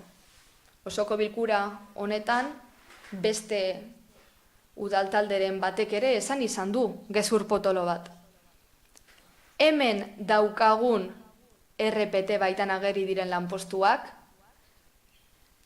giza baliabideen arduraduna adibidez, ordezkatuz joan ginen, negoziazio mahai bat antolatu zen, postuan zorroztasun gehiago zegoteko, osoko bilkurara ekar genuen lanpostua honesteko eta gero lehiaketara atera zen beste administrazio batzuekin batera. Epaimahai hartan zegoen instituzio honenako idazkari nagusia eta kontu hartzaile nagusia han zeuden, epaimahaian zeuden, haiek aukeratu zuten gaur daukagun giza baliabideen arloko arduraduna. Lehenengo aukera hartan, desertu geratu zen, eta bigarren lortu genuen norbait betetzea. Esperientzeskoko jendea eskatzen genuenean, Jesus Maria Lakarragaztia, oin hemen dago, eta erakutsi zuen kualifikazioa handia zuela. 30 urtetik baino gehiagoa Eusko Jaurlaritzaren hezkuntza sailan, eta beste hainbat postutan. Unibertsitateko zuzendari modura egon zen bere arloan. Giza baliabideen kudeaketan. Horren bestez, behar bezala egiaztatu du esperientzia espezifikoa duela lanpostu honetarako. Epaimahaian aipatutako pertsonak zeuden. Horren bestez, gezur hori baztertu ostean, Eduardo Andradek esandako guztia, erdibidekoa da. Gezur potolo esan duelako. Paula Mieba, zuri zer esan? Baneu prestatu du zer esan, baina ez daki nola erantzun izan ere, berak esandakoak ez du inongo, nik idatzu denak ez du inongo loturarik Paula Miebak esandakoarin, beraz, gorde egingo dut. Proposamen hau txosten batekin dator, jurista baten txostenarekin, giza baliabideen arduradunaren txostenarekin, idazkari nagusiaren txostenarekin, eta hemen esaten da, RPT-ren aldaketaren aldeko txostena egin dela, eta zergatik hau loteslea da. Pasaden urteko martxoko dekretua betetzen du, gainera bertan zedatutakoa betetzen du. Legezko aholkularitza juridikoa biltzen da dekretu honetan, eta horren oniritzia daukagu RPT honen aldaketarako. Fiskalizazioaren aurretik jurista hoien txostenaz gain, idazkari nagusiaren txostena dator, eta aldeko txostena da. Aldeko txostena egiten da, eta idazkari nagusi horrek bai egin dezake txosten juridiko loteslea. Kontu hartzaileak, udal kontu hartzaileak, baita ere, bigarren txostenean dio, alderdi ekonomikoan, proposamen honek estaldura ekonomiko nahikoa duela, gure aurrekontuaren kontura, honekin bukatuko dut, eta izango duen eragin ekonomikoak ez duela arriskuan jartzen udalaren aurrekontu egonkortasuna.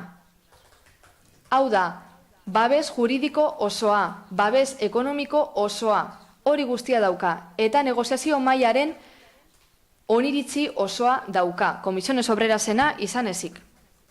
Eduardo Andrade. Gracias, alcalde. Eskerrik asko alkate jauna. Bueno, nik hitz gutxirekin ulertu du guztia. Txosten batzuk aipatu dira proiektuaren kontsiderazioaren inguruan, oposizio bidez bete omen zen lanpostua. Lehiaketa bat antolatu zen, guztio dakigu zer den lehiaketa bat. Lehiaketa bat egin zen, eta zein pertsona hartu zen? Prestigio handiko bat. Bai, lanpostu guzti horietan izugarrizko lana egin du, begira zenbalekuta egon den. Prestigioa badu, leku guztietan aritu delako. Baina lehiaketa bidez egin zen, ez oposizio bidez. Beraz, lehiaketa da, guztio dakigu zer den, nola egiten den. Kualifikatua, bai, badakigu. Hori da egiten duen lana. Langileriaren aldaketak, leku guztietan. Baina egindako txostenean, nik esan dut, eta ez naiz bakarra izan, teknikoki ez dela beste ezer esaten. Guk ez dugu, ez da esaten ezer kontu hartzailearen aurka, desakreditatu baino ez du egiten. Baina, hauteskundeetarako 3 hilabete falta diren honetan, alderdi politiko baten ustez, oso ondo badago, udal osoko RPT aldatzea, egitura oso aldatzea, burutza berriak sartzea, jende berria hartzea, eta gero udalbatza berria heltzen danean, guztiak lanpostuetan egoteko, korrika, lakarrak esaten duen bezala, korrika egin behar dutelako, norbaiti hori polita iruditzen bazaio eta gobernu talde horretan babestu nahi badu, aurrera. Baina nik egindako kritikaren arabera aberrazioa da. Ez da zuzena. Hori bai, argumentuan nahi ditugula hori defendatzeko, nahi duguna bilatuko dugu. Baina EH Bilduk esan bezala hau ez da valorazioa. Nik akordio bat lor dezake, dena delako, baina hau ez da valorazioa. Kontu hartzaileak berak esaten duenez, lanpostuen valorazio individualizala, aldez aurreko eskakizuna da, nahitaezkoa.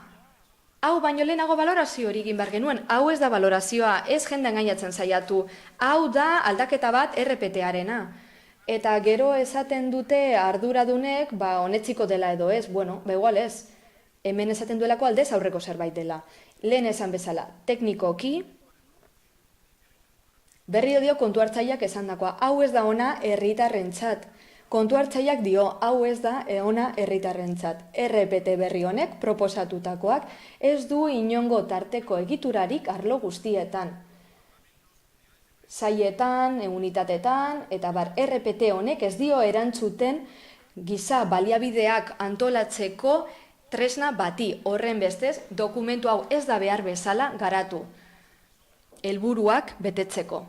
Ez da ona. RPT hau ez da ona getxostarrentzat. Txosten guztietan, espedienteko txosten guztietan, bakar batean ere ez da ageri baten bat defendatzen duena zenbait aldaketa egiteko behar izana RPT-an.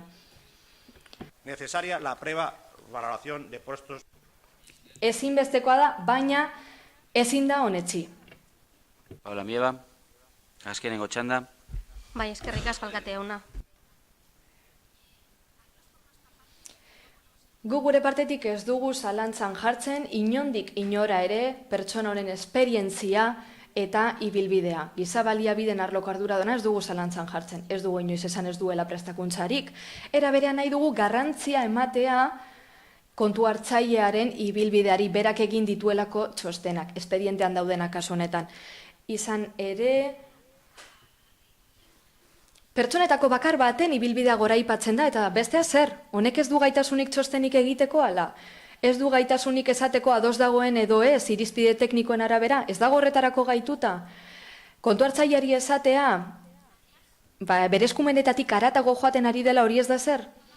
Bestalde, beti esan dugu eta beti esango dugu. Guk gure partetik beti esango dugu koherenteak izan garela, eta hau ez dela hauteskunde kontua. Guztiz kontrakoa, beti esan dugu, lehenik eta behin baloratu egin behar dugu udal honetan gertatzen dena, eta erakunde autonomoetan baita ere.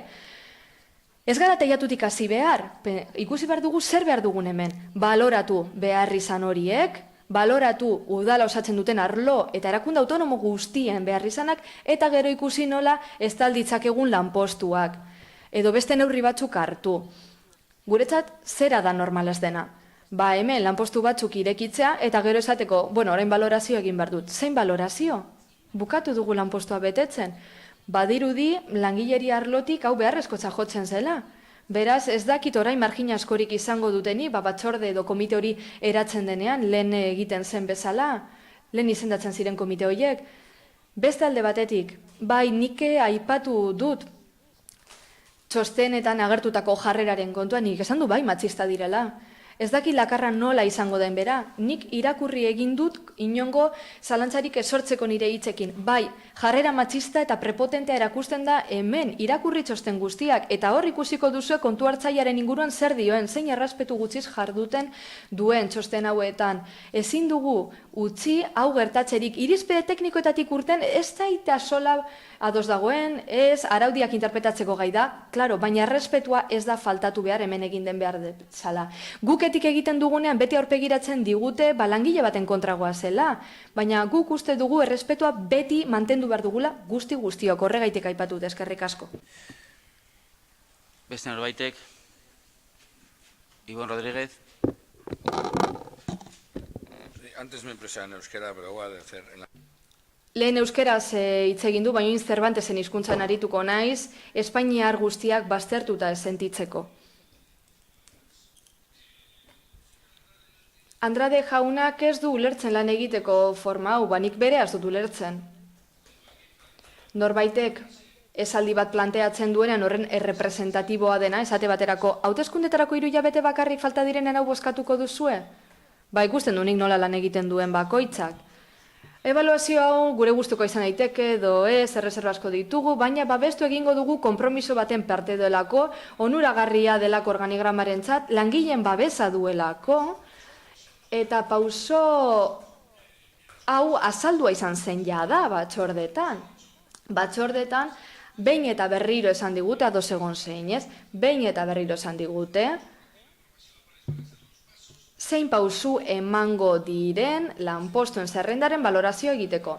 Lehenengo sortuko da organigrama, gero RPTA egokituko da, gero balorazioa egingo da, komitea sortuko da, eta gero beharrezkoa bada organigrama horren aldaketa egingo da. Hori ala da, gustatu zeinez. Hau behin eta berriro errepikatu digute batzordetan, behar bada Andrade zegoen hoietan, baina askotan errepikatu da prozesua nolakoa izango zen. Ados egon alda norbait, bai edo ez, guk balorazio bat egin dugukek, errespetagarria guztiz, gu beste bat daukagu, errespetagarria baita ere. Zer da errespetagarria ez dena? Eta hau berriro esango dugu? Errealitatez aldatu behar ez dugu ezer inventatu behar gezurra denean, ados egon gaitezke balorazio honekin, edo ez, guk gauzago aldatuko genituzke, lanpostuak betetzeko sistema esate baterako, lehiaketa ondo iruditzen zaigu lanpostu horiek betetzeko tresna modura. Eta funtzionarioen ibilbidea sustatzeko tresna modura. Gauza da, Andradek esan du lehiaketa gora bera ezin dela, alda dezala legedia, antza denez asko ezagutzen du kontua. Baina guk, gure partetik, nahiago dugu ope bat. Euskeran gauza gertatzen da, Santiago, guztiz kontrakoa. Euskeraren kasuan, herritar Espainiar batek ez du inongo oztoporik, berdin nungo den Barakaldo, Albacete edo Utrera, hizkuntza guztiak ordenamendu juridikoan ageri direnak, Espainiakoan meintzat, ezagutzeko eta dominatzeko aukera du. Horrekin lasai egon daiteke, baina oposakete batetan euskara gaiaga do katalan eskatzen badiote, hala egin beharko du. Ni esate baterako ezin naiz aurkeztu zenbait lehiaketa edo posaketetara ingeniaria izan behar denean, ez naizelako, baina egin ezakeen, kasu bera euskararekin. Beraz, euskararen diskriminazioaren diskurtso hori faltsua da, arriskutsua. Hau zezen esan nahi genuena, nahiko argiak izan gara, 3 arrazoi aipatu ditugu. Langilek babestu dute hau, gu konprometitu egin ginen, ez da berena, baina ona da, udal honentzat, eraginkorragoak izateko, eta horregaiti babestu dugu. Eskerrik asko. Bozketara pasten gara beraz, ez, Santiago Sainz.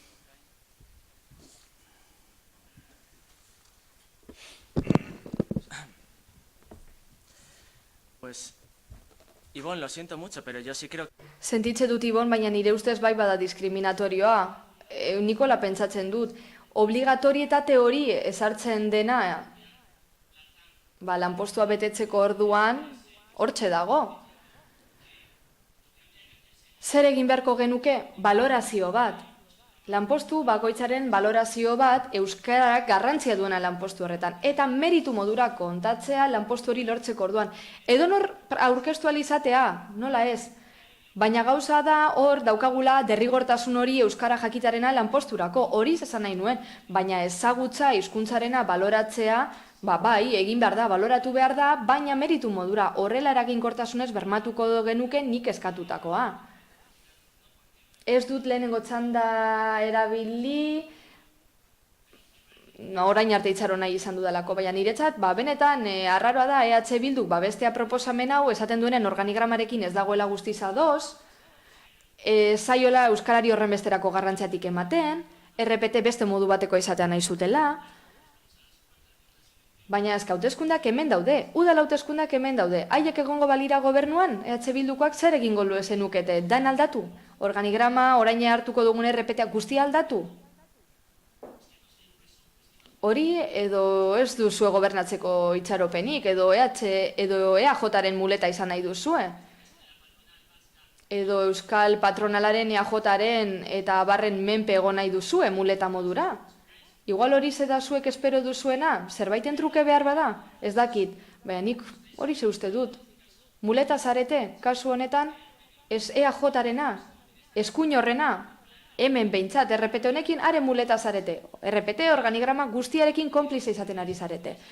Eta gobernatzeko esperantzarik ez baduzue, eta zuen proiektua aurrera eramateko, eta udala berregituratzeko asmorik ez baduzue, oso ondo, baina gero ez etorri gehiengoen gana lekzioak ematen, edo behintzat lan eskubideen, sindikatu eskubideen eta barren inguruko lekziorik ez eman, guk ez dugu hartuko eta. Gainerakoari dagokionez, guk ezin dugu hau babestu, RPT ez dugu babestuko lehen esan bezala. Ibon Rodríguez Zioneko txanda. Bai, behitu, guri gustatzen zaigu errealitatea ezagutzea eta errealitatea mugitzen gara. Orduan, gu badakigu, inoiz, ahalik eta lasterren, agian, udalerri hau gobernatzeko aukera izango dugula. Eta egingo dugula, eta segurrazko ez seguru egon bestera batera egingo dugula. Eta agian balorazio hau bestera batera egingo genukela. Baina esan dugunez, urratsona da. Jakin dakiguna da, zuk ez duzula gobernatuko. Sorionez. Eta jakin dakiguna da, Andrade jaunak ere ez duela gobernatuko. Sorionez. Ze horri bai esaten dizut, EH Bilduk ere alden guztia egingo du, zu eta zure alderdi bezalako aukera politikoak udalerri hau gobernuan ez egoteko. Alden guztia egingo dugu horretarako. Behintzat, horren babesa baldima kasu. Euskara da Euskal Herrian eta Euskadin, euskara da hizkuntz ofiziala. Eta Euskadiko hiritarrei dagozkie hizkuntz ofiziala, zein hizkuntz ofiziala erabili nahi duen erabakitzea. Berez, administrazioak bere zerbitzu guztiak, barne zerbitzuak eta lan guztiak egin barko lituzke euskaraz. Eta hori bermatzen ez den bitartean, herritarren hizkuntz eskubideak urratzen dira. Eta hori bermatzeko era bakarra da udal langile guztiek euskaldunak izatea. Eta ingenieri batek ingenieria ikastea behar baldin badu bere lana itzeko, Euskadin lan egiteko nahi duen edozein herritar, euskaldunoi euskeraz hitz egiteko gaitasuna izan behar du. Eta hori ez da diskriminazioa. Kontu da, zuen alderdiaren iritzia oso zentralista eta nahiko intolerantea dela. Azken finean, zuk ez dakiz zenbat aldiz esan duzun zure interbentzioan, no vamos a tolerar. Badakigu norekin ari zaretzen, norekin toleratzen duzue, norekin hitzegin nahi duzue, eta norekin ez duzuen nahi hitzegin. Eta horrek nahikotsu adierazten du, zer nolako tolerantzia maila daukazuen eta demokrazia maila daukazuen. Beraz, gauzak argi geratu dira. Euskara gehiago nahi dugu. Ez lan zerrenda honetan, lan guztietan.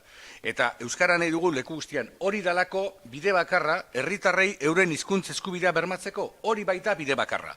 Eta beste guztia, politikari hutsa da. Eta bestera batera zateko gezurra be.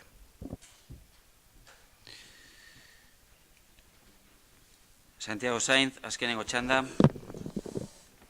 También se pueden guztion eskubideak berma daitezke beste era batera. Ibon, horretarako beste gauza batzuk egin lirateke.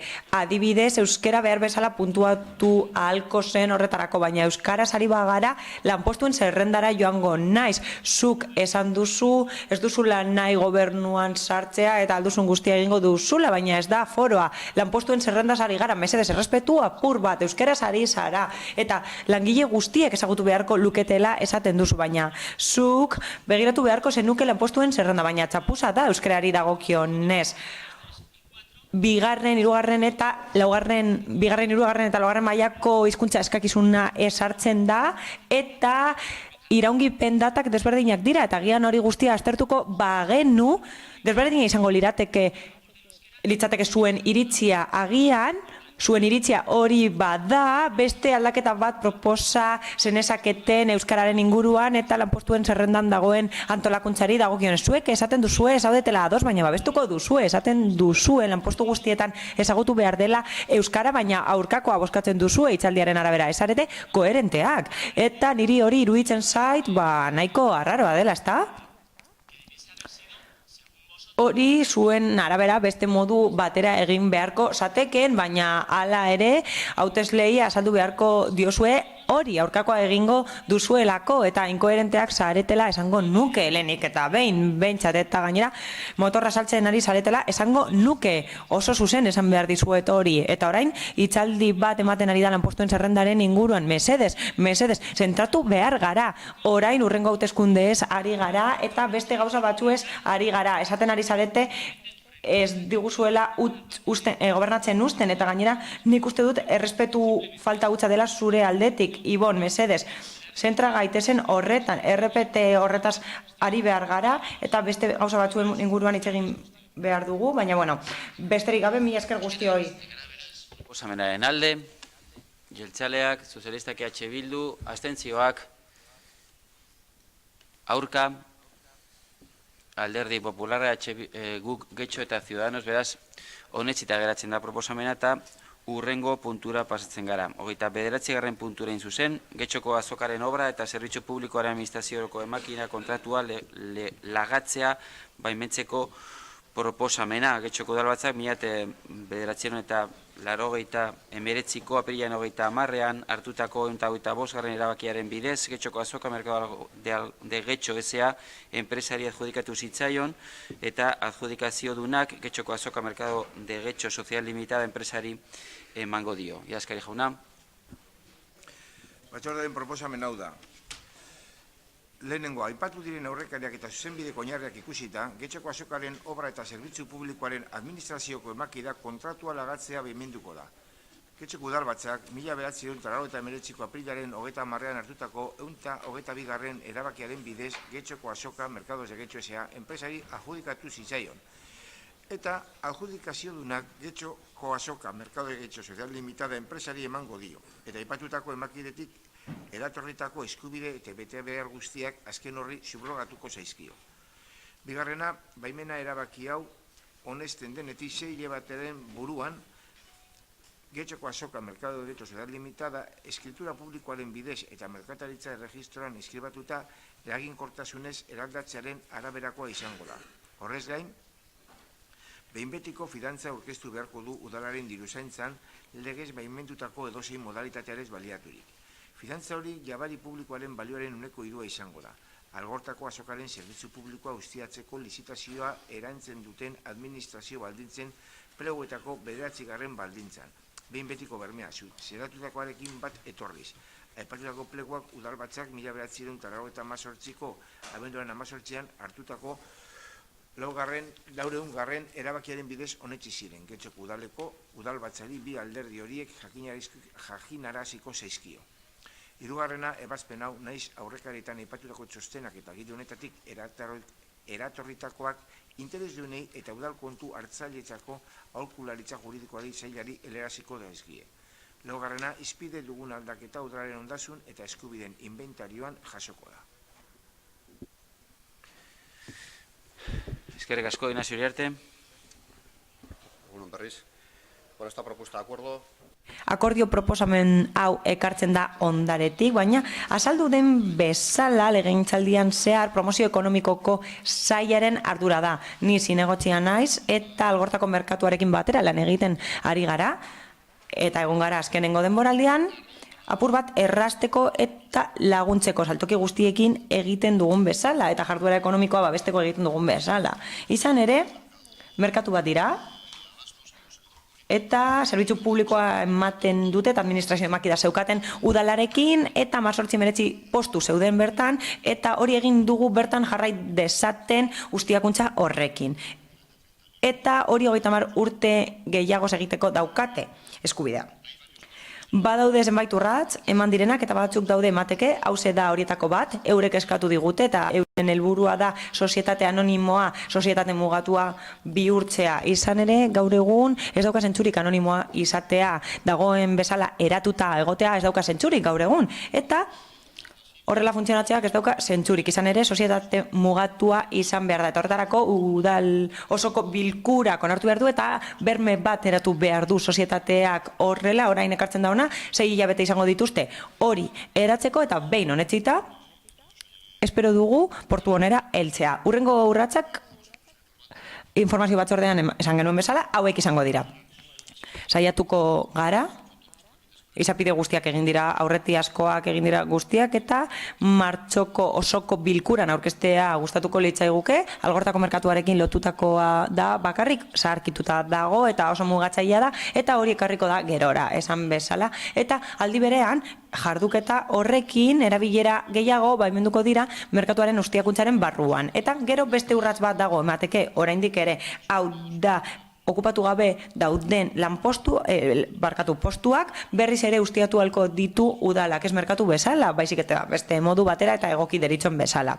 Hori emateke dago, urrats hori emateke dago, eta ahalik eta lasterren ematea gustatuko litzaiguke oso garrantzitsua delako. Horiek dira 3 urratsak, aipatu egin dizkizuet informazio batzorde desberdinetan, eta hauze da horietako lehenengoa, aurkezten dugun lehenengoa hemen osoko bilkura honetan, eta espero dugu hori onestea, eta horrela osoko bilkurak baimena eman diezaion sozietate mugatua izan daitezen eraldatzeko, bermea eratzeko, eta horrela lortuko dugu behingoz egin nahi dugun hori egitea. Mila esker. Eskerrik asko, beste norbaitek. Eduardo Andrade. Sí, gracias. Eskerrik asko alkate jauna, Alderdi Popularrak proposamen hau babestuko du, Algortako merkatuaren inguruan horrela bere egitura aldatuko dute, eta era berean esan nahi dugu horrelako ekimenak babestuko ditugula, Algortako merkatua erdigune komertzial bat izan dadin gure udalerrian, eta hemendik osoko bilkura aretotik animatu nahi ditugu saltzaile guztiak eta merkatuko saltzaile guztiak erabakiak har ditzaten, ausartak proiektua berpisteko. Izan ere, konbentzituta gaude merkatua ona bada, onuragarria izango dela merkataritzaren txat oroar Algortan eta Getxon. Horregatik babesa ematen diegu. Lamieba. Bai, eskerrik asko alkate jauna. Por nuestra parte... Guketi gustatuko litzaiguke azpimarratzea denak guztiak ez direla albiste txarrak gaurkoan. Guk proposamenaren alde egingo dugu. Alde bozkatuko dugu proposamena. Neurri ona eta positiboa da Algortako merkatuaren txat esan den bezala. Eta urte asko eman dituzte hori aldarrikatzen eta bestelako neurriak eskatu dituzte eta alik eta lasterren aplikatu beharko lirateke. Eta arreta handiz jarraituko dugu araudiaren urrengo urratsa. Izan ere, saltzaileek eta merkatariek erakutsi dute kesa hori daukatela, hau da mugatzen ditu araudiak, hau da lotzen dizkie eskuak eta oso aukera gutxi dituzte utzik dauden postuak betetzeko. Horregatik nabarmendu behar dugu beharrezkoa dela tokiko saltokiak babestea eta berpistea eta badaukagula beharra eta ardura eta batez ere gobernu taldeak gehiago pisteko jarduera horiek eta inbertsioa bultzatzeko bertan horren barruan eta zirkulazio handiagoa sustatzeko merkatu horretan orain jarduera gutxi daukalako. Espero dugu babesarekin jarduketak eta neurriak aplikatzen hastea eta babes nahiko lortzea ostalaritzak gora egiteko eta babes handiagoa lortzeko. Mila esker. Ibon Rodríguez. Bai, guk hau babestuko dugu eta oso ondo deritzogu beste talde batzuek ere babestea eta ez dugu pentsaten horren truke maiazpitik zerbait jaso behar dutenik. Udal merkatua gure izaeraren parte bat dira, izan dira beti eta gure ustez garai batean desagertzea egon ziren eta agian ez zuten behar bezalako babesa jaso. Orain aldiz ematen du babes hori jaso behar dutela. Eskatzen zaigun babesa da merkatua berrantolatzeko bide bat eta alde horretatik emango diogu babes hori eta eskatzen zaigun babesa da baita ere nolaitzateko bertan dozela langileak eta udal merkatariek eskatu digute edo merkatariek eskatu digute babes hori ematean. Baina ezin ahaztu behar dugu 1940 urtean irekizela Algortako merkatuan eta 2001an berriztu zenean aukeratu zen eredua nolabait gaur egungo egoeraren oinarrian dagoela.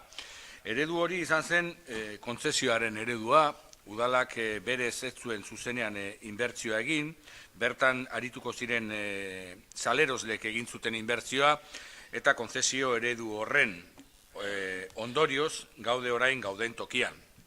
Horrek ez du esan nahi modernizazio beharreik ez dagoena, baina hori ere ezin dugu ahaztu. Batzutan eredu batzuk, eta udalak bere ardura edo zuzeneko ardura beste batzuen bitartez kudeatu nahi duenean, horrelako egoera kaltegarriak sortzen direla, kaltegarriak bai legeak gero zurrunegia dalako, edo zela. Orduan, alde egongo gara, honen alde egongo gara, eta esan bezala, guk taldeak esan duen bezala, arreta segituko du prozesua ez dalako bukatu, eta esan bezala ere, prozesua luzeegia iruditzen ari zaigulako. 2016 urtean, okerrez banago, aritu ginen dagoeneko merkatuaren inguruan, eta oraindik ere, konponbidea ez daukagun mai gainean bai, baina konponbidea ez da egikaritu, baizik eta konponbidearen urratz baten aurrean gaude. Hala ere, honen alde egingo dugu. Eskerrik asko.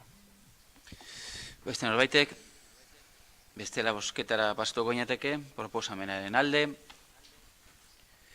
Jeltzaleak, sozialistak, guk etxo EH Bilduk, Alderdi Popularra abstentzioak, Ciudadanos taldeak behaz onetsita beratzen da proposamena, eta hurrengora pasten gara, mozio eta interpelazioen esparruan sartuz, 30. puntua dekogu, PP Alderdiko Udal taldeak aurkeztuako mozioak gure maskotei buruzko proposamenak. Eduardo Andrade, zurea da hitza. Gracias, señor alcalde. Eskerrik asko alkate jauna. Proposamena gure maskotei buruz. Getxoko familiek estimu handia diete euren maskotei. Eta asko dira euren maskoten konpainiaz eta maitasunez gozatzen duten pertsonak. Hala ere, gure udalak ezer gutxi egin du, edo esertxo ere ez, gure maskotei berezi duten bizikalitatea emateko. Popular udal taldeak aitzitik gure animaliei bizimodua errasteko moduko neurri sorta batera aldeko apustua egiten du, baita animalien eta herritarren eskubideen bateragarritasuna esartzeko ere. Hona hemen neurri horietako batzuk. Bat, hondartzetako ordutegia zabaltzea.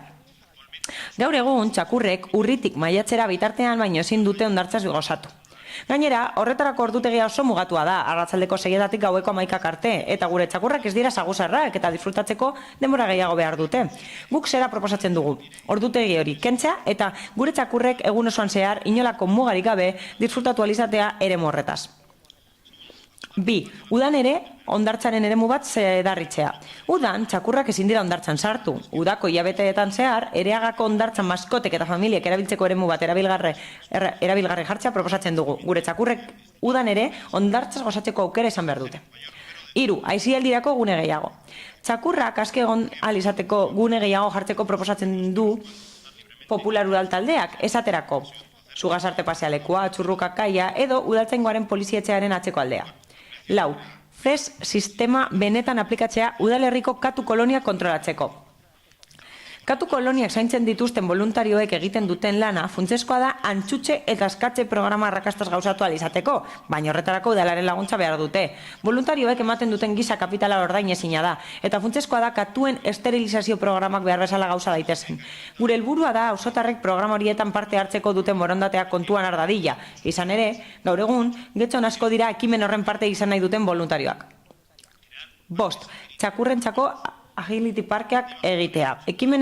Ekimenen honen bidez, parke esitua jarri nahi dira udalerriko puntu estrategikoetan, non animaliek behar beste bermeekin entrenatzeko aukera izango duten, eta horretarako instalazio egokiak erabiliz. Beste udalerri batzuetan esaterako sopelan dituzten agility parkeak jartzea proposatzen dugu. Zehazki, hainbat joko osatutako zirkuitu bat duen parke bat da. Txakurrak korrika egin, divertitu eta trebatu daitezen. 6. Gobela ibaian atentzako plataforma jartzea. Proposamen horrek, paisaiak doktoretzeaz gain, animalia horiek atzeden hartzeko eta pausatzeko balio dute. 7. Baliabiderik ez duten familientzat albaitaritzako zerbitzuak ordaintzen laguntzeko udal laguntzak esartzea. Animaliak dituzten baliabiderik gabeko familientzako diru laguntzak garatzeko beharra defendatzen dugu justifikatutako albaitaritza gastuak ordaintzeko zedearekin, naita esko txertoak, desparasitazioa, antxutzea, premiazko eskuartzeak eta bar. Beti ere, laguntza eskatzen dutenetik laguntza horieten arte beste animaliarik esartzeko baldintzapean. 8. Egoitzak eta nagusien zentroak animaliekin. Establezimendu eta eraikinetara animaliak sartzea debekatuta dagoenez, askotan gure nagusiak egoitza edo nagusien zentroetara sartzen direnean egoera dramatikoak bizi behar izaten dituzte. Horrek trauma latzak sortzen ditu animaliekin bizi ziren erabiltzaileengan eta baita animaliengan ere. Animalia horiek zaharrak izan ohi direnak abandonatu eta txakurtegietara eramaten dituzte adoptatuak izateko aukera gutxirekin. Edo hil egiten dituzte nagusien senitartekoek animalien ardura hartzeari uko egiten diotelako, edo nagusiak ez daukatelako euren bide lagunak norekin utzi. Nagusien zentro guztietan animaliak eta euren jabeak onartzea beharrezkotzat jotzen dugu, bai alor publikoan, bai pribatuan, aldi baterako egonaldietarako, naiz egonaldi iraunkorretarako. Horrez gain, uste dugu maskotak terapia modo gisa erabili beharko liratekeela, izan ere, behin baino gehiagotan frogatu da, animaliekin bizitzea elkarren arteko nurak dakartzala. Gainera, oso gomendagarria da nagusientzat eta bandonu egoeran dauden edo familiarek gabe bizi diren pertsonentzat. 8. Udaltzaingoari zuzendutako informazio kanpainak. Ohikoa izaten da udaltzainek animaliei lotutako legeriaz ezagutzea. Hori dela eta, arazo horri irtenbide emateko informazio kanpaina bat egitearen alde dago popular udaltaldea. Horregatik guztiagatik osoko bilkurari erabaki proposamen hau aurkezten diogu. Lehenengoa, udalbatzak uste du gure maskoten bizikalitatea hobetzeko garaia iritsi dela. Horiek horrela, gobernu taldeari eskatzen dio idazki honetan jasotako neurriak martxan jartzeko beharrezkoak diren izapideak has ditzala. Bigarrena, mozio jakinaraztea udalerriko komunikabide nagusiei. Eskerrik asko.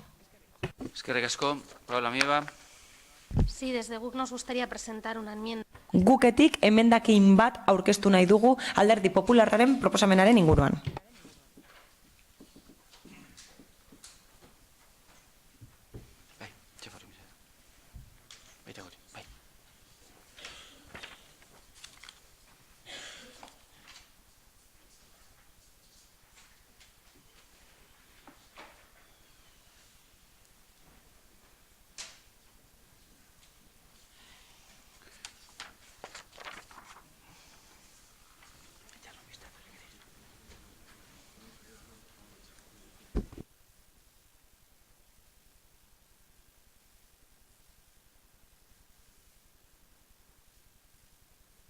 Barkatu, Paula Mieba guk udaltalde politikoaren aldetik emendakina aurkeztu nahi du, behaz ekiten diozu irakurketari bai. Bai, eskerrik asko.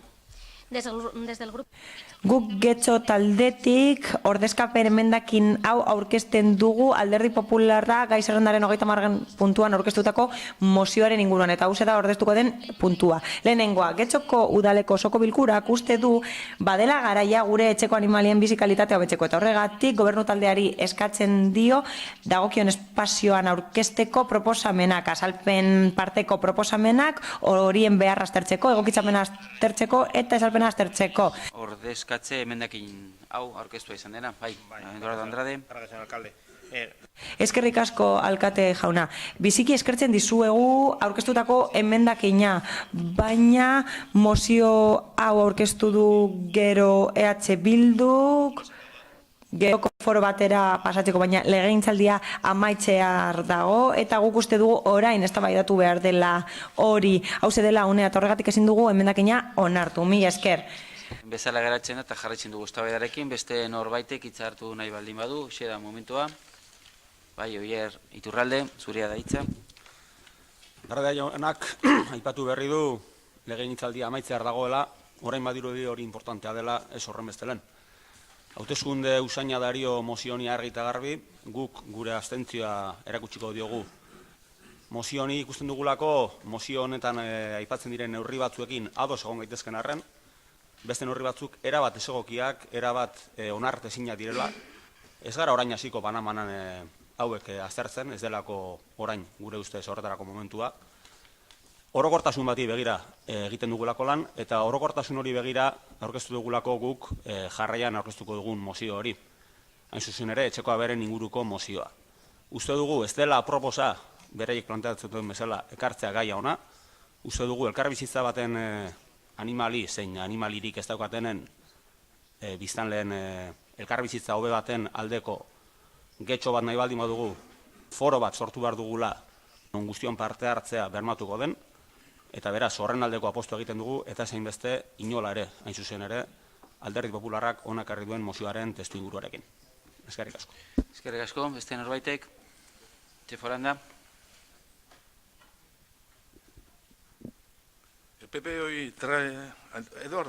Eduardo Andradek mozio bat ekarri du, 9 neurri agertzen dira mozioan, eta bere helburua da maskotei merezi duten bizi kalitatea ematea eta gure animalien bizitza erosoagoa izan dadin, eta bitxia da, baina uztaileko osoko bilkuran Alderdi Popularrak aurka bozkatu zuen guken mozio baten aurrean. Guk, hau da, sozialistok, emendakin bat aurkeztu genuen eta onartu zen, eta Alderdi Popularra izan zen aurka bozkatu zuen bakarra. Hau da, animaliak gaizki tratatzen diren, psikologikoki edo fizikoki gaizki tratatzen diren ekitaldiak saiesteko mozio bat aurkeztu zen eta aurka bozkatu zuten.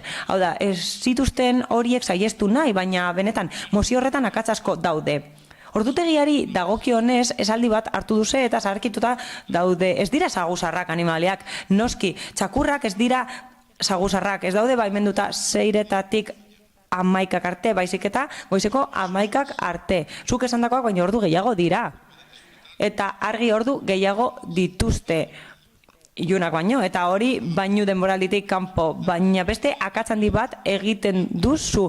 Txurruka kaia badago gaituta eta baimenduta erabilera horretarako eta ordutegi horretan gainera. Ordutegiak zabaltzeko eskatu duzu eta horren inguruan adierazi nahi dut jarraian egin direla zenbait edapen eta ordutegiak handitu direla, baina arazoa ez da hori, hau da, esaten da, askatasunez ibil daitezkeela txakurrak baina kontrolatuta egon behar direla. Eta hori da arazoa.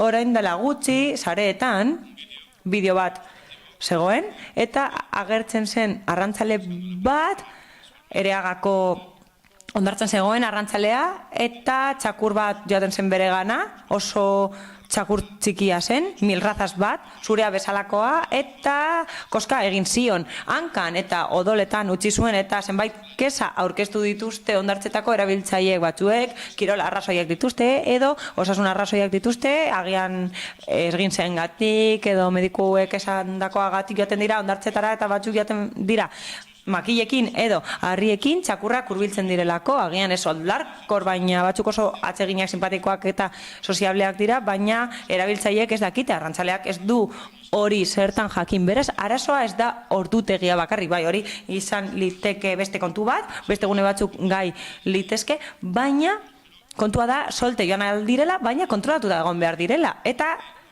kontrola oso ondo dago jasota ordenantzan. Hau da, solte joan daiteke, baina jabearen jarraibideak onartu behar ditu. Hau da, ez da barra librea solte joatea.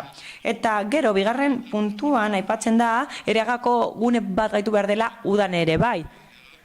Ereagako hondartza izan da Bizkaiko bizitatuena aurten eta 300.000 bizitari etorri dira Ereagara eta Larenako hondartza gainditu dugu behin eta nahiko handia da, 800 metro ditu itsasbeheran, baina badago hondartzen eta ingurumen elkarte profesional bat eta horrek ez du gomendatzen, hori ez dauka debekatzeko eskumenik, baina ez du gomendatzen bainu denboraldian hondartzak partekatzea txakurrekin, ez da hori gomendatzen eta arrazoi desberdiningatik integratasun, osotasun fizikoagatik, batzuetan bainu jantzia eramaten dugu eta gainera ez daukazu defentsa handirik eta batez ere osasun publikoko arrazoi batengatik. Ez dute gomendatzen hondartzak partekatzea txakurrekin, osasunezkoak dira, hau da, zoonosiak eragin daitezke, gerta daiteke txakurrak oso osasuntsu egotea, baina hanketan eta hileetan gomendagarriak ez diren eta animalia batzuk eramatea eta batzuetan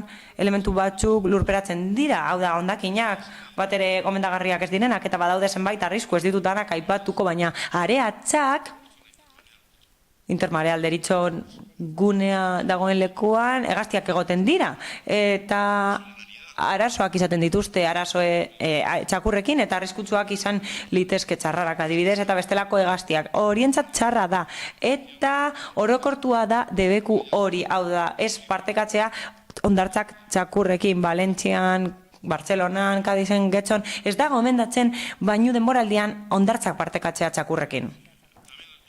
Horrez gain, 3. eta 5. puntuan txakurrak aipatzen dira, eta espazioak zabaltzea eta guneak areagotzea, eta bai, horretan pentsatzen ari gara, ingurumenean eta ondarean eta pentsatzen ari gara, badaudela orube batzuk horretarako erabiltzeko, baina egia da ez daudela berdegune asko getxon, eta bai, parke publikoak beti daude okupatuta, aurrekin bai, barre egin, baina egia da, eta parke publikoak beti daude okupatuta pertsonekin, bai, barre egin. Ez ait, gaizki iruditzen normalean, parke publikoetan, sabuak egoten dira, eta aurrentzako jokoak, eta bertan guztiz debaikatuta dago, edo ez da bat ere gomendagarria txakurrak edo etxeko animaliak egotea, nahiz eta ondo zainduta daude.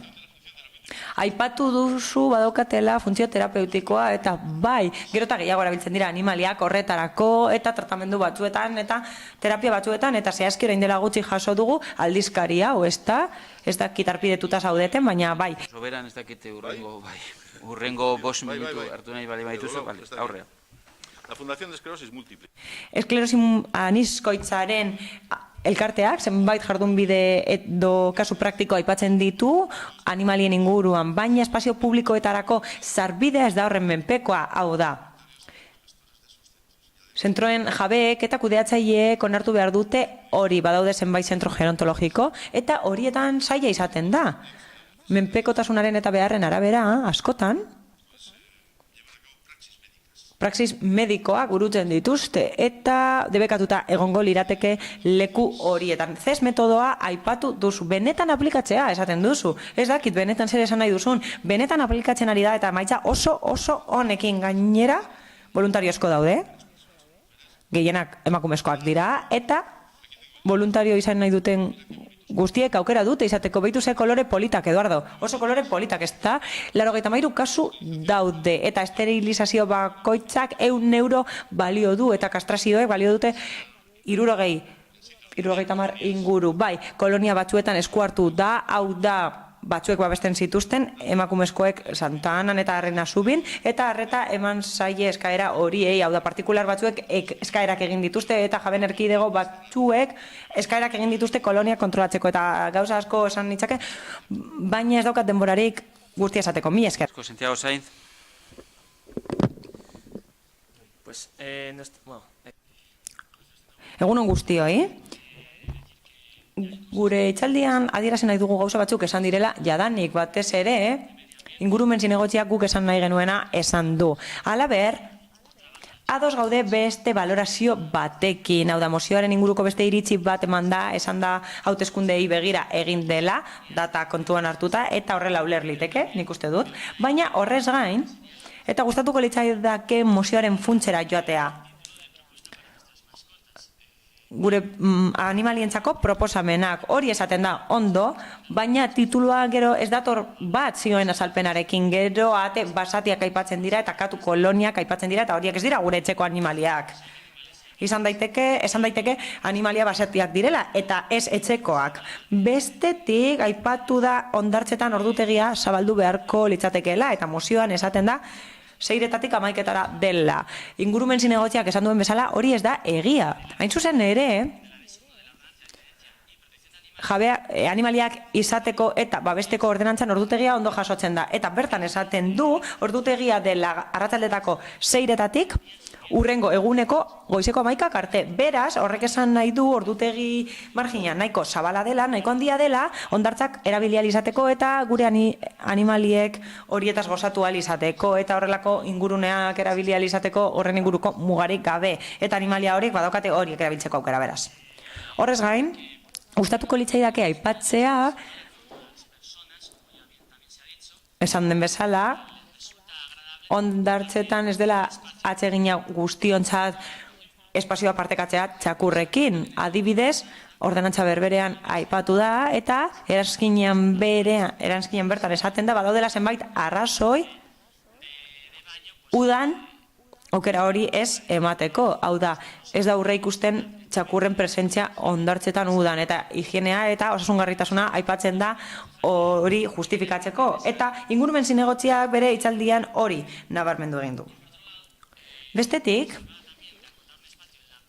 Ereagako hondartzan gune bat mugatzeko eskatu da eta horren inguruan gogorarazi behar da badaudela beste gune batzuk non animaliak askatasunez egon daitezkeen. Adibidez, txakurrak, txurrukak kaian egon daitezke, Portu Zaharrean, Gobela pasealekuan eta Malaketa pasabidean eta Galeako pasabidean bertan askatasunez joan daitezke eta ibil daitezke udan eta horiak agertzen dira ordenantzaren lehenengo eranskinean. Horrez gain, eskatu egin da guneen kopurua areagotzeko. Hala, lehenengo gunean, Eragako hondartzaren areatzen ondoan, badago txurrukakaia esan bezala, eta lehen aipatu duan bezala, askatasunez egon daitezke eta ez dituzte hondartzen mugak maiatzetik iraiera arte. Bestalde, aipatu da aukera bat dagoela atentzako plataformak sortzeko Gobela ibaian, eta nik uste dut marginak handiak direla Gobela ibaian eurek atzeden hartzeko, eta gainera adierazi beharra dago basati horiek espaziora egokitutakoak direla. Gero beste aukera bat aipatu da, hau da albaitariarentzako diru laguntzak emateko aukera aipatu da, eta hauze da estatu sozial eta demokratiko animalista bat. Nik uste dut badaudela zenbait arrazoi diru hori inbertitzeko. Adibidez, finantzatu ahalko genuke baliabiderik gabeko herritarren prestakuntza, gazteentzako emantzipazio laguntzak eman genitzake, eta belaunaldi aldaketa susta genezake, iztera doazen saltokietan eta enpresetan kaleak utzik ez geratzeko hau da. Beste politika batzuk daude eta gu benetan kezkatu da gaude. Politika sozialak dira, promozio ekonomikoko politikak dira. Horiek ezin ditugu ahaztu eta udalean baliabide zehatz batzuk dituzte eta ezin dugu diru publikoa horrela xahutu, bururatzen zaigun edo zertan xahutu gure dirua. Horrez gain, bitxi iruditzen zait, diruz laguntzea horrelako animalientzako gauzak eta oso rollo onarekin etorri gara ona. Baina gero plenora ekarri da tratu txarrak egiten dituzten animalien ekitaldiak debekatzeko eta zuek aurka bokatu zenuten, ez dut inkoherentzia hori ulertzen. Guk ez dugu mozioaren aurka egingo, baina ezin dugu alde egin, ez da? Paula Mieba. Bai, eskerrik asko alkate jauna. Bueno, dado que estamos de acuerdo con... Gu ados gaude aipatutako proposamen batzuekin, baina beste batzuen kasuan ez ditugu oso egoki ikusten, beraz kasu bakoitzean, deskribapen bakoitzean gure ustez eztabaida anitz bat ireki beharko litzateke lasaiago, gainera, esate baterako animaliak izateko ordenantza aldatzeko orduan. Ez ditugu gaiak nahaztu behar, hemen hori egin delako. Gainera, aitortu denez, eremu berdea behar ditugu getxon, edo pertsepzio desberdinak daude batzez aplikatzaren inguruan, beraz asko dago aztertzeko, argi dago. Gainera, gure proposamena onartzen ez denean argi geratzen da ikuspuntu desberdinekoak garela. Guk ez dugu nahi hitz egitea horren azaleko moduan eta epe laburrera gauzonen inguruan gure ustez eztabaidatu behar dira epe luzerako ikuspegiarekin. Gainera, hau ezin dugu landu hauteskundea datozenean bakarrik. Esatea foro bat ezin dela sortu denbora falta delako, baina gero neurri hauek momentuan ezartzea eskatzeko ez da guztiz zentzuzkoa. Seriotasun horrega behar du eztabaida honek eta horregaitik ez gaude ados planteatu den moduarekin. Ezin dugu mozioa babestu eta gogoratu nahi dugu hauteskundekin ez dela mundua maitzen utz dezagun presalde batera da bila ditugun espazioak irten bideak hau bezalako kontu garrantzitsuak lantzeko hauteskunde ostean ere. Eskerrik asko. Eskerrik asko. Eduardo Andrade. Sí, gracias, señor alcalde. Yo tengo... Eskerrik asko alkate jauna, eskerrik asko udaltalde guztiei egindako ekarpenengatik. Batez ere eztabaidan sartu direnei. Horretarako gatozelako ona, ezta? Guk planteamendu bat egin dugu, katze gramatikala, bai, gaueko 11ak ziren, beraz, korrika edo ari ginen, baina, bueno, ordua guztiok ikusi dugu, hori argi dago noiz transkribatu zen, baina dena den eskerrik asko ikusi dugu ikuspuntu desberdinekoak garela, sozialistek esan dute, ez dutela adostasunik gure guka planteatutakoaren inguruan, bai espazio batzuena komentatu da, baina bueno, Badauden gauza gurekin partekatzen ez dituztenak. EH Bildu eta guk ez dute zer esan nahi izan gaurkoan, Ciudadanosentzat antza nahikoa da, udalerrian daukaguna gure aberentzat. Bueno, gu argia gara, guk honen aldekin behar dugu, gure ustez neurri haue beharrizkoak dira, talde animalistekin bildu gara eta ala dirazi digute, plan hau ekarri dugu eztabaidatzeko eta bueno, ezin izan da lortu, bakoitzak esan du zer uste duen eta listo. Txefolanda? No, comentar un par de cositas. Gauza pare bat ahaztu egin zaidalako. Santiago komentatu du zerbait. Gobelak inguruko obrak eta gero gauza da eremua naturalizatu dela. Tarte bat falta da, ajedrez plazaraino doana, eta gobelan jaisten da. Horre oztopo batzu daude, 10-15 zentimetrokoak, aspaldi egindako obra baten ondorioz, baina, bueno, Santiago esan bezala landareak basatia dira, ona dira. Garai batean plataforma bat txabola bat edo egon zen, baina ezke gaur egun ez du inongo zentzurik hori mantentzea. Pasarelatxo bat jarri da, baina tarte horretan bakarrik, ajedrez plazatik Labaldezeraino. Dena den, bueno, ez da arazo bat, ez du zer ikusirik. Gastuetarako diru laguntzen kasua. Delikatuagoa da, dena den baieztatu edo kontatu nahi du duela pare bat urte gizarte zerbitzuetatik deitu gintuztela, familia batek edo bizikidetza unitate batek antza deitu zuen, eta haiek antza arazoak zituzten etxe aldatzeko, arrazoi ekonomikoengatik pisu aldatu behar zuten, eta pisu berriaren jabeak ez zuen abererik onartzen, beraz, zer egin hitzarmenarekin. Kasu horretan, bai, enpresaren esleipenduna zen enpresari deitu genion, eta zan genion kasu honetan behar izan bat zegoela. Diruz ez genula lagunduko beste zerbait, baina kasu honetan behar zela. Txakurren kontua ondartzeetan. Ez dut esan, ez dutalako eztabaidarik sortu nahi, baina, bueno, bainualdian, bainu temporadan onartzen baditugu animaliak, agur Bizkaiko ondartzetan ditugun bandera hoiek urdinak, udaren kalitateari buruzkoak, iso arauei erantzuten dietenak, agur hoiek, agur bandera urdina. Gauza da, baduela turistak erakartzeko ahalmena, eta hori kendu egin beharko genuen. Parken kasuan, sortu diren lekuetan ez dute arrakasta handirik izan, egia da gero eta gehiago daudela, moda bat bezalakoa dagoela, baina zer gertatzen da, animaliak beti animali, eta beraz, agility hori arotei pasatzea, Tarzanek eta honek egiten duten bezala, ez dakit duintasunez betea den, baina nik uste dut kontraesankorra dela pizka bat. Kasu honetan, txakurrek ez dute pasarela horietatik pasatu nahi, haien nahi dute libre bilik, horrika, salto egiten eta bar. Baina, bueno, gero ja hori beste gauza bada. Eskerrik asko, beraz, inork ez baldin badegu hitza eskatzen bosketara pasatuko ginateke, mozioaren alde, Alderdi Popularra, abstentzioak, Jeltzaleak, Sozialistak, EH Bildu eta Ciudadanos, aurka, EH Bildu. Barkatu, guk getxo. Beaz, empate bat dago, eta empatea dagoenean berriz bozkatu egin behar da, mozioaren alde, Alderdi Popularra, abstentzioak, Jeltzaleak, Sozialistak eta Ciudadanos, aurka, EH Bildu eta guk getxo, beraz, bertan bera geratzen da mozioa. Eta hurrengora pasatzen gara, 31. puntuan guk udaltaldeak aurkeztuako mozioa Aitamari itxasontziari babesa ematea. Bai, Paola Mieba.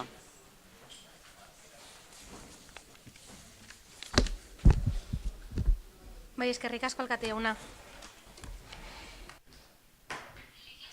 Urtarrilaren 18an Aitamari erreskate ontziaren baimen eskariari erantzun zitzaion.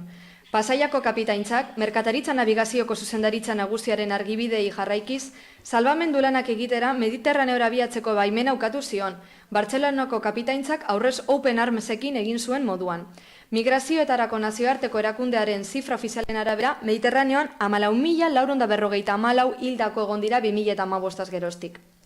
Adituen esanetan, berreskuratutako gorpu bakoitzeko beste 2 gorpu galtzen dira itsasoan.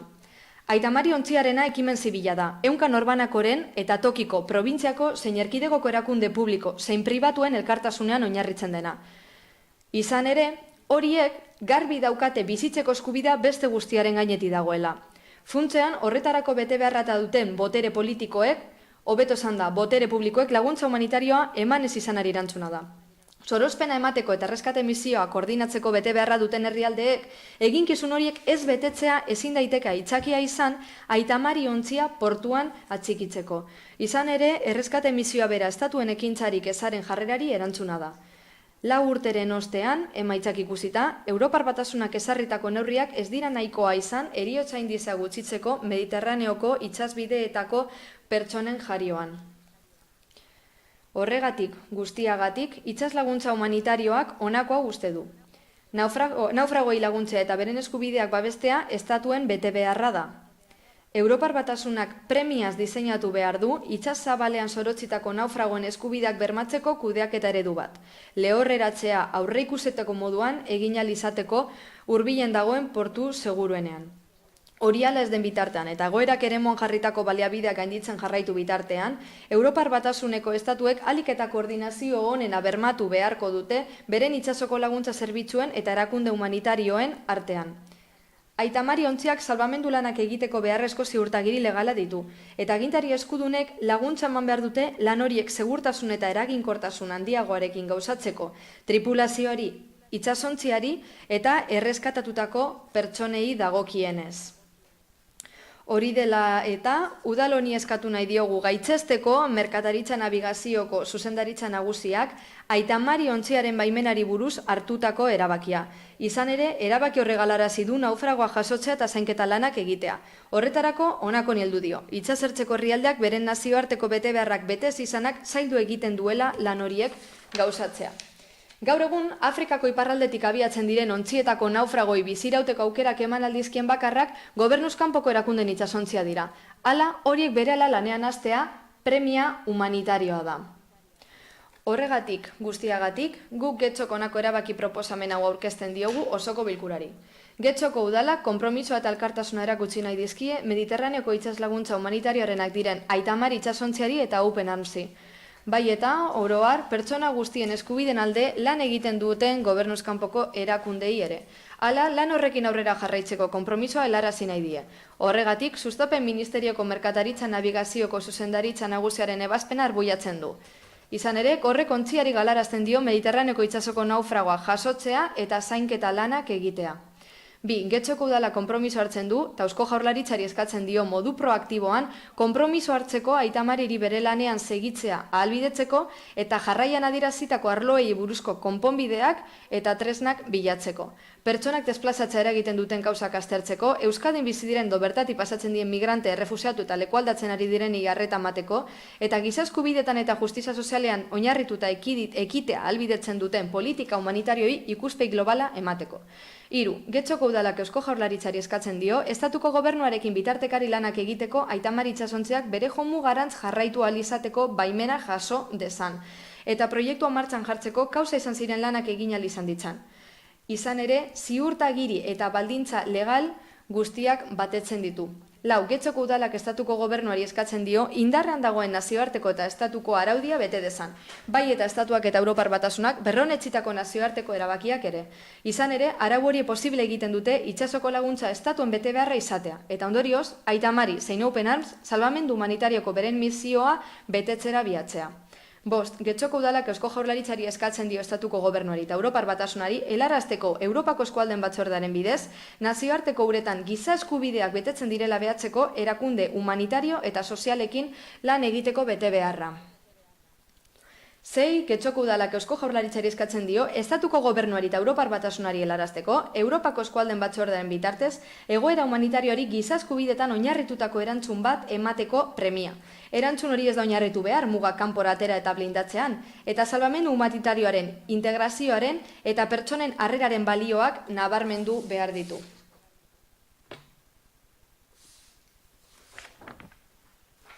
Era berean, labur azaldu nahi ditut zenbait gauza Aita Mariren inguruan.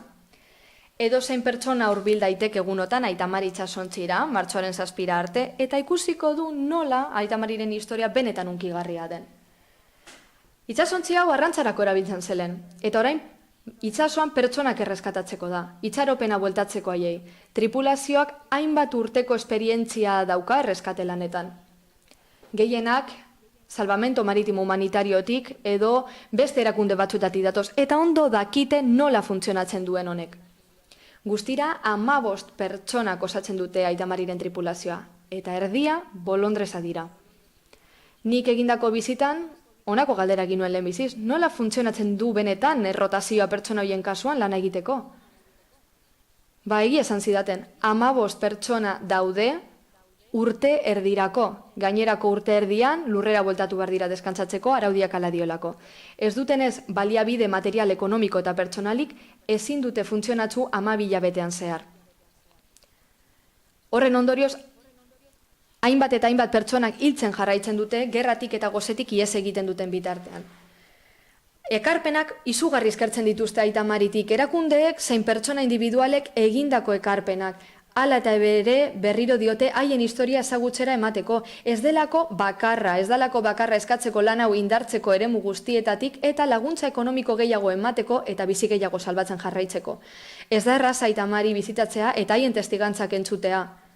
Eta jakitea momentu horretan ikusten dugun itsasontziak hainbat eta hainbat pertsona salbatu dituztela bizi hobe baten bila zebiltzan bitartean. Nire ustez instituzio modura ahal dugun guztia egin behar dugu, honetan lanean ari diren pertsonek honetan jarraitzeko, eta horrela gu ere mundu hobe bat humanitario eta humilagoa lortzen laguntzeko. Gure udaletik hainbat gauza egin ditzakegu Aita Mariren alde. Hau ez da adierazpen hutsa, guk benetan espero dugu bide bat hastea, eta hausnarketa egitea guk kasu honetan izan nahi dugun egin beharren inguruan. Eta besoak zabalik hartzeko etorkina gure lurrean. Ezin dugu lertu, baimen guztia dituzte legean, indarrean, eta hala eta guztiz ere, estatuko gobernuak ez die baimenik ematen itsasoratzeko. Gauza izan laiteke, behar bada, baimendutako kopurua baino pertsona gehiago hartu dituztela, baina hainbat eta hainbat aldiz egiaztatu dute guztia ordenean dutela. Beraz, ez dugu, nahi dugu, Aquariusen joandako pertsonak Partido Sozialistaren eskutik aitortzea, Aquariusen lan aitortzea, eta gero Dramarirenekin gauza bera ez egitea. Beraz, mesedez, ez sukunbitu Salviniren politika arrazistek bezalakora. Lagundu egin behar diegu, izan gaitezen umilak, ikusteko oraindik zerbait gehiago egin dezakegula eta merezi duela lan hau egitak. Horregatik dakargu gau proposamen hau eta nahi dugu hau bidearen hasiera baino ez izatea. Eskerrik asko, este norbaitek. Kolo Iturbe. Bai, egunon guztioi. Espainiar gobernuari eskatu diogu baimena eman diezaiela bere Aita Marita Open Arms itsasontziei. Itsasoratzeko eta jarduera humanitarioarekin jarraitzeko. Ulertezina da gure ustez bi itsasontzi horiek Pasaiako eta Bartzelonako portuetan blokeatuta egotea eta sustapen ministerioak baimena ukatzea. Ulertezina da krisi humanitario baten aurrean bi itsasontzietako tripulazioek ezin izatea errefuxiatuei lagundu eta beren bizitzak salbatu. Deitoratu behar dugu estatuak kontu teknikoi heldu izana itsasoratzea ekiditeko eta ezekitu egiten dugu printzipio humanitarioa betetzea eta giza eskubideak errespetatzea. Gobernuak egoera ahalik eta azkarren aldatu beharko luke eta giza eskubidei eutzi, edozein gobernu demokratikok egin behar duen moduan. Esan dugu foro ezberdinetan. Aurrean daukaguna ez da nabigagarritasun baimenen inguruko arazo tekniko bat. Arauak bigunagoak izan daitezke, itsasontzi horien funtzioa ez baita aisialdia. Pertsonak erreskatatzea da horiek helburua. Itsasontzi horiek funtsezko lana egiten dute, bizitzak salbatu, lan humanitario hori eskumena duten agintariei dagokie. Hori dela eta zalantzan jartzen dugu gobernuaren borondatea milaka eta milaka pertsonari beharrezko laguntza humanitarioa emateko. Etorkizun hobearen bila egiten duten bidea beren biziaz ordaintzen dute. Eta Euskal Herri Jeltzalearen izenean, pertsona horiek eskubideen alde lanean diharduten elkartei elkartasuna eta konpromisoa luzatu nahi diegu, lan horri eutsi diezaioten. Berriro ere gobernuari eskatzen diogu giza eskubideen elementua sar dezala egoera tamalgarri honetan. Guk estatuko legebiltzarrean, Eusko Legebiltzarrean eta Bizkaiko Batzar Nagusietan ekimena babestu dugu, bi itsasontziek Mediterraneora joan ahal izateko eskatzeko. Erakundeetan, Abalos ministroari eskatu diogu gaur egoera bideratzea eta Europan ere gauza bera egitea. Aita Mari eta Open Arms laguntza itsasontziak, Espainiako gobernuak gaur egun Pasai eta Bartzelonako portuetan blokeatuta dituenak, Mediterraneora joan daitezen eta pertsonen biziak salba ditzaten. Azpimarratu behar ditugu, giza eskubidei zor zaien errespetuak, giza eskubideen Europako hitzarmenean jasoak eta Espainiako ordenamenduaren parte denak izan beharko luke gobernuaren jardunaren oinarri nagusia. Amaitzeko, indarra egin nahi dut, Europan politika bateratuak ezartzeko premiaz bai errefusiatuen harreraren inguruan, bai itsazabalmendu eta erreta emateko erabiltzen diren errekurtsoen artean ere. Guzti honegaitik baiezko emango diogu zuen mozioari. Eskerrik asko. Beste norbaitek? Barkatu, Teresa Escalante. Egunon, danoi, buenos días a todas. Egunon guztioi. Gu bat gatoz, mozioan esandakoarekin, ezin da beste modu batera izan, bizitzarako eskubidea guztiaren gainetik dago, pertsonei itsasoan laguntzea eta haien eskubideak bermatzea estatuen bete beharra da, hori ere funtsezkoa da, baina behar bada horregatik izan behar da estatuko kontu bat eta ez diskurtso demagogiko modura erabili. Gauza da mozio honetan muina bera lantzen dela, hemen esaten du Europar Batasunak, kudeaketa eredu bat bermatu behar duela, pertsona naufragoen eskubideak bermatzeko eta haiek hurbilen dagoen porturik seguruenean jaisteko. Hori alaz den bitartean, Europar Batasuneko estatuek bermatu behar dute kudeaketa ona egongo dela haientzako laguntzari dagokionez. Eta Marina Merkantaren zuzendaritza nagusiak portuan mantentzeko erabakia hartu du, barku hauen kasuan, eta honek esaten du araudia bati erantzuten diola. GKI hauek araudia hau ez dute betetzen. Behartuta daudelako hurbileneko porturik seguruenean porturatzen lagundutako pertsonak. Gauza da, eremu horietako agintaritzekin adostu beharra dagoelako desembarkori. Italia, Malta eta Libiarekin. Dakigunez, migrazio politika herrialde horietan portuak ixtean oinarritu da, eta errefusiatu eta migrantei porturatzen ez uzten. Gainera, Libiaren kasua daukagu hor, ez da bat ere segurua, bertan jaisteko errefusiatuak, hainbat nazioarteko erakundek esan dutenaren arabera. Aurrekoaz gain, esan denez, itsasontziak ez du segurtasuneko ziurtagiririk 18 pertsona baino gehiago gainean eramateko. Horregatik, zifra hori gainditzen den egoeretan, ahalik eta laburrena izan behar da bidaia, eta larrialditarako neurria martxan jarri behar dira. Behar bada, Espainiako gobernuaren konportamentua zalantzan jartzea eta krisi humanitarioak aipatzea horretarako, hori ezin dagin, guztiok dakigu zein kudeak eta egin den, Aquariusen kasuan, eta esan nahi dut irtenbide bakarra, bideragarria dena kasu honetan, zera dela? Adierazpenetatik kanpo, erantzun artikulatu eta koordinatu bat ematea Europatik. Errefusiatuen estatutuari buruzko konbentzioa eta giza eskubidei buruzko Europako gutuna kontuan hartuta. Hoiek sinatutako estatuen lankidetzarekin eta bakoitzak hoiek betetzeko duten mekanismoak erabiliz. Europar Batasunaren erantzuna bere partetik ez da bat ere ona izan, eta hurrengo hauteskundaren ostean sortzen diren gehiengoekin ikusiko dugu nola heltzen diogun erronkari. Eskerrik asko. Beste norbaitek, Nerea Ijarrubia. Bueno, EH Bilduk eskumena zuzenagoa daukaten bestelako espazio eta markoetan eskari eta aldarrikapen hauek ere egin izan ditu. Bizkaiko Batzar Nagusietan eskaria egin dugu da, Eusko Legebiltzarrean EH Bilduren mozioa onartu egin zen, hemen azaltzen diren eskakizunetatik 3 egin genituen, elkartasuna adieraztea, Espainiako gobernuari eskaria egitea baimen emateko ontziei ikuspegi humanitario batetik lan egitera, eta Eusko Jaurlaritzari ere eskatu genion ere bitartekaritza lanak egin ditzan Espainiako gobernuarekin. Mozio hori ezan bezala, onartu egin zen Eusko Legebiltzarrean. Espainiar Kongresuan ere, Jose Luis Abalozen agerraldia eskatu genuen urtarriaren 28an, azalpenak eman zitzan sustapen ministeritzak Aita Mariren jardunean egindako blokeoaren inguruan. Izan ere, bertan gure diputatuak Maria Maitea Larrangoitiak azaldu bezala giza ikuspegi eta ikuspegi politikotik ulertezina da gertatzen ari dena, Estatu Espainiarrak Aita Mariren ekinbide humanitarioa blokeatzea baita Open Armesena ere bai. Aita Marik zein Open Armesek gauzatzen duten lan humanitarioa ezinbestekoa da gobernuek zein Europak egiten ez dutena egiteko, bizitzak salbatzeko alegia.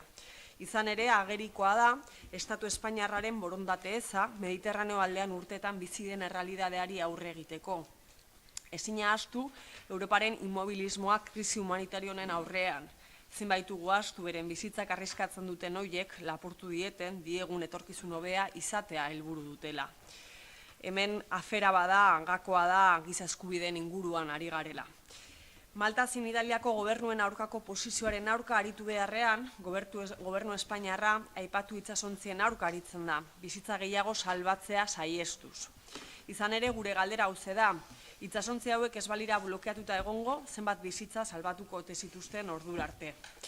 Hau da, Espainiako egungo gobernuari zuzendu behar diogun galdera in zuzen. Ondago udal batzanoetara eskakizun horiek ekartzea, baina esan bezala uste dugu beste marko batzuk eraginkorragoak izan daitezke teknikoki eskumen zuzena daukatelako. Azken hausnarketa bezala, EH Bildut ere gustatuko litzaiguke uste dugu gertakari hau, beste batzuekin bezala, gure erabakiak hartu ezinaren adibide argia direla. Bada Euskal Herriaren edota Kataluniaren eskumena izango balitz, Aita Mari edota Open Arms itsasontziak itsasoan egongo lirateke bizitzak salbatzek. Gure herriaren burujabetza kasunetan ere gakoa baita. Argi dagoena da, baiezko borobila emango diogula mozioarekin erabat bat egiten dugulako, eta aldarrikapen horiek dagoeneko beste espazio batzuetan ere egin izan ditugulako. Eskerrik asko. Eskerrik asko. Beste norbaitek? Bestela bosketara pasatuko ginateke. Bai, Paola Mieba. Igual altzaten baldin bauzu pixka gehiago esku aurrengoan, hobeto. Bai. Bai, eskerrik asko. De forma muy breve, decir que bueno, que se puede... Gauza da praktikoagoa izan daitekela beste espazio batean egitea, baina esan bezala hau Aita Mari iragindako bizita baten ostetik dator. Tripulazioarekin hitz egin dugu, ikusteko errespetu guztitik abiatuz nola aurkez dezakegun proposamen hau osoko bilkura honetan. Guk ez dugu nahi hau politizatu dugula edo pentsatzerik erreklamazio guztiona delako, eta zer nahi dugu, babesa erakustea getxoko udaletik. Guk nahi duguna zera da, eta hau ze esan genien tripulazioa osatzen dutenei, eta oniritza eman ziguten. Azaldu egin genien nola aurkeztuko genuen mozio hau. Esan bezala, gure helburu hau da, udalak, getxoko udalak babesa ematea haumartzan jartzeko eta Aita Mariko trabarik ez izateko beste espazio batzuetatik. Haiek esan zigutenez, lehen esan dut, udalak egin ditzake gauzak. Eta hori ala denez, martxan jarri dugu bide hau, lehenengo pausoa da. Babesa dagoenez, beste proposamen batzuk ekarriko ditugu, ez orain. Orain, justu politikatik eragina izan dezakegulako oso modu positiboan, hau bezalako erreklamazioei, baina errespetuz jardun behar dugu eta etorkizunean aurkeztuko ditugu gehiago. Beti ere, aldez aurretik Aita Mariko tripulazioarekin hitz eginda guk uste dugulako haiek dutelako azken hitza. Gehien behar dutenaren berri emateko. Eskerrik asko. Bosketara batzen gara beraz, mozioaren alde, jeltzaleak, sozialistak, EH Bildu eta guk barkatu. Bueno, Txef Holanda alde boskatzen du, guk getxo eta EH Bilduk, abstentzioak, Teresa Eskalante eta Ciudadanos talde politikoa eta aurka Alderdi Popularra. Beraz, honetzi eta geratzen da mozioa, Ez hartu duzu hitza talde politiko bezala, eta beraz, ezin da bozka azaldu. Bozka azaltzeko, bai, naiz eta ezberdina esan, idazkari jauna egin dezakegu salbuespen bat kasu honetan, ikusita badaukazu aukera salbuespen bezala eta ikusita taldean ez dagoela bozka bateratu bat izan azaltzeko zure bozka. Eskerrik asko. No creo que sea mejor. Nik ez dut uste pertsona hobea naizenik. Naiz eta bozka desberdina izan, baina zergatia azaldu nahi dut. Arrazoi desberdinak egon daitezke. Batzuek esaten dute lurra izango dela gizadiaren paradisua, beste batzuek izan ditzakete sinesmen erlijiosoa, baina nik uste dut kasu honetan kontuan hartuta Teresak aipatutako iritzi juridikoak eta politikoak, naiz eta ez zaidan Abalosen aipamena gustatzen, nik uste dut hau dela gizadiaren eta humanitate arazo bat, eta horregatik alde bozkatu dut. Hurrengo puntura, hurrengo moziora pasatzen gara, 32. puntuan hain zuzen, Bildu Alderdiko Udaltaldeak aurkeztutako mozioa, Getxoko maskoten elkarbizitzarako foroa ezartzea. Bildu dauka hitza, Ibon Rodríguez. Bai, Getxon maskotak ugaria dira. Txakurrak bereziki asko daude gurean, eta esan dezakegu ia Getxostarron 10% txakurra duela. Zalantzari gabe honek behar desberdinak eskatzen dizkio herri bati. Hirigintzak berak kontuan hartu behar ditu errealitate berri hauek eta ordenantzek, udal ordenantzek ere bai. Animalien eskubideen bermea eskubideen garapenaren eskutik heldu zaigu eta gero eta kontzienteagoa gara animaliak eskubideak dituztela eta horiek bermatzea dela ere bai udalaren betebeharra. Eskubide horiek aldiz ezin dira herritarren eskubideekin aurrez aurre jarri. Ezin aipatu gabe utzi herritarrek ere eskubidei buruzko ikuspegi desberdina izango dutela. Hala interes eta behar guztiak uztartu egin behar dira. Maskota eduki edo ez eduki, horren arabera askotan, aldarrikapen ezberdinak entzuten ditugu.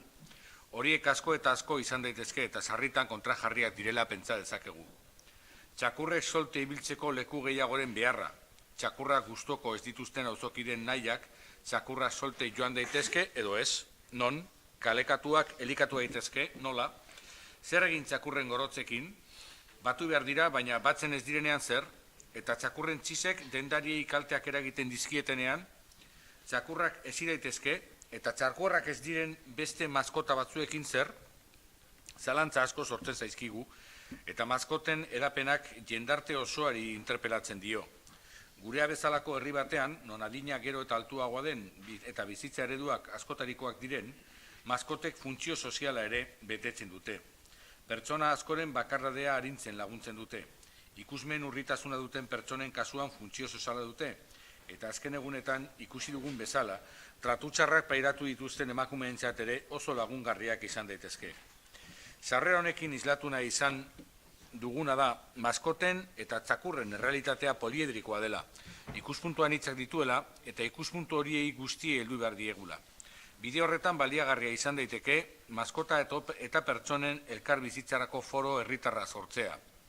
Foro honen helburu nagusiak hauek izan daitezke. Getxostarren eskubideak bermatu eta interes desberdinak uztartu. Maskoten eskubidea eta ongizatea bermatu.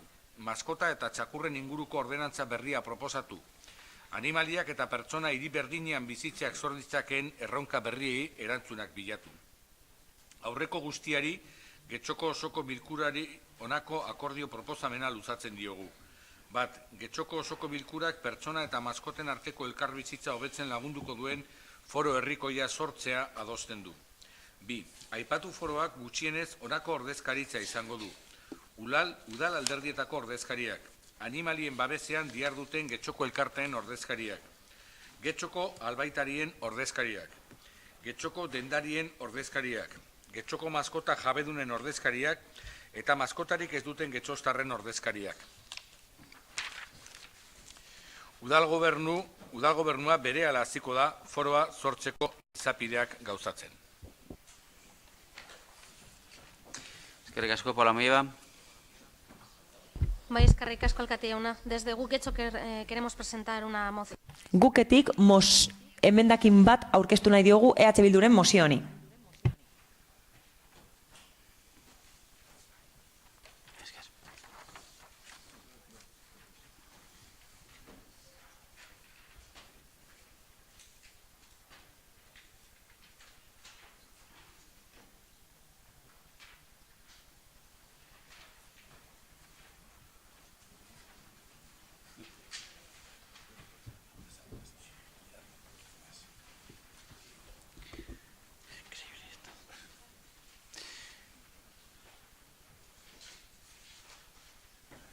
Bai, irakurtzeari ekingo diogu. Paula Amiba, zure daitza. Bai, eskerrik asko. Desde el grupo... Guk Getxo taldetik gehitzeko emendakin hau aurkezten dugu EH Bilduk 32. puntuan aurkeztutako mozioaren inguruan. Eta hau da gehitu beharreko puntua. 3. Foro horren ordezkaritza ahalik eta modu inklusiboenean erabaki egingo da eratzen den lehenengo bileran. Baita kolektibo desberdinetako ordezkariak izendatzeko modua ere. Eta jatorrizko mozioaren 3. puntua, beraz 4. puntua izango da. Onartzeala ez, Ibon Rodríguez. Bai, mozioaren osagarria den heinean onartzen du. Onartzen da, beraz, mozioa horrela geratzen da, aurkeztuako emendakina barruan sartzen delarik, eta jarraitzen dugu eztabaidarekin beste norbaitek. Foranda.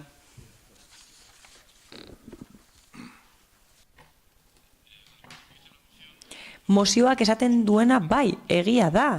Badaude txakur asko eta regia da animaliak erregistratzeko erregistroa eta erroldatuta daude 1.300 baino gehiago, okeres banago, eta hori 2003ko urtarriaren batetik. Egia da, balitekela batzuk hilda egotea jadanik 15 urte pasa direlako. Regia da erregistro hori eta bajan ematen ditu 20 urte baino gehiago dituztenak. Oso arraroa delako gehiago bizitzea, arrasa gora behera, oso zaila da gehiago bizitzea, agian gutxiago daude eta bai egia da, horien jabeak animalia hiltzean ez dituztela bajan ematen.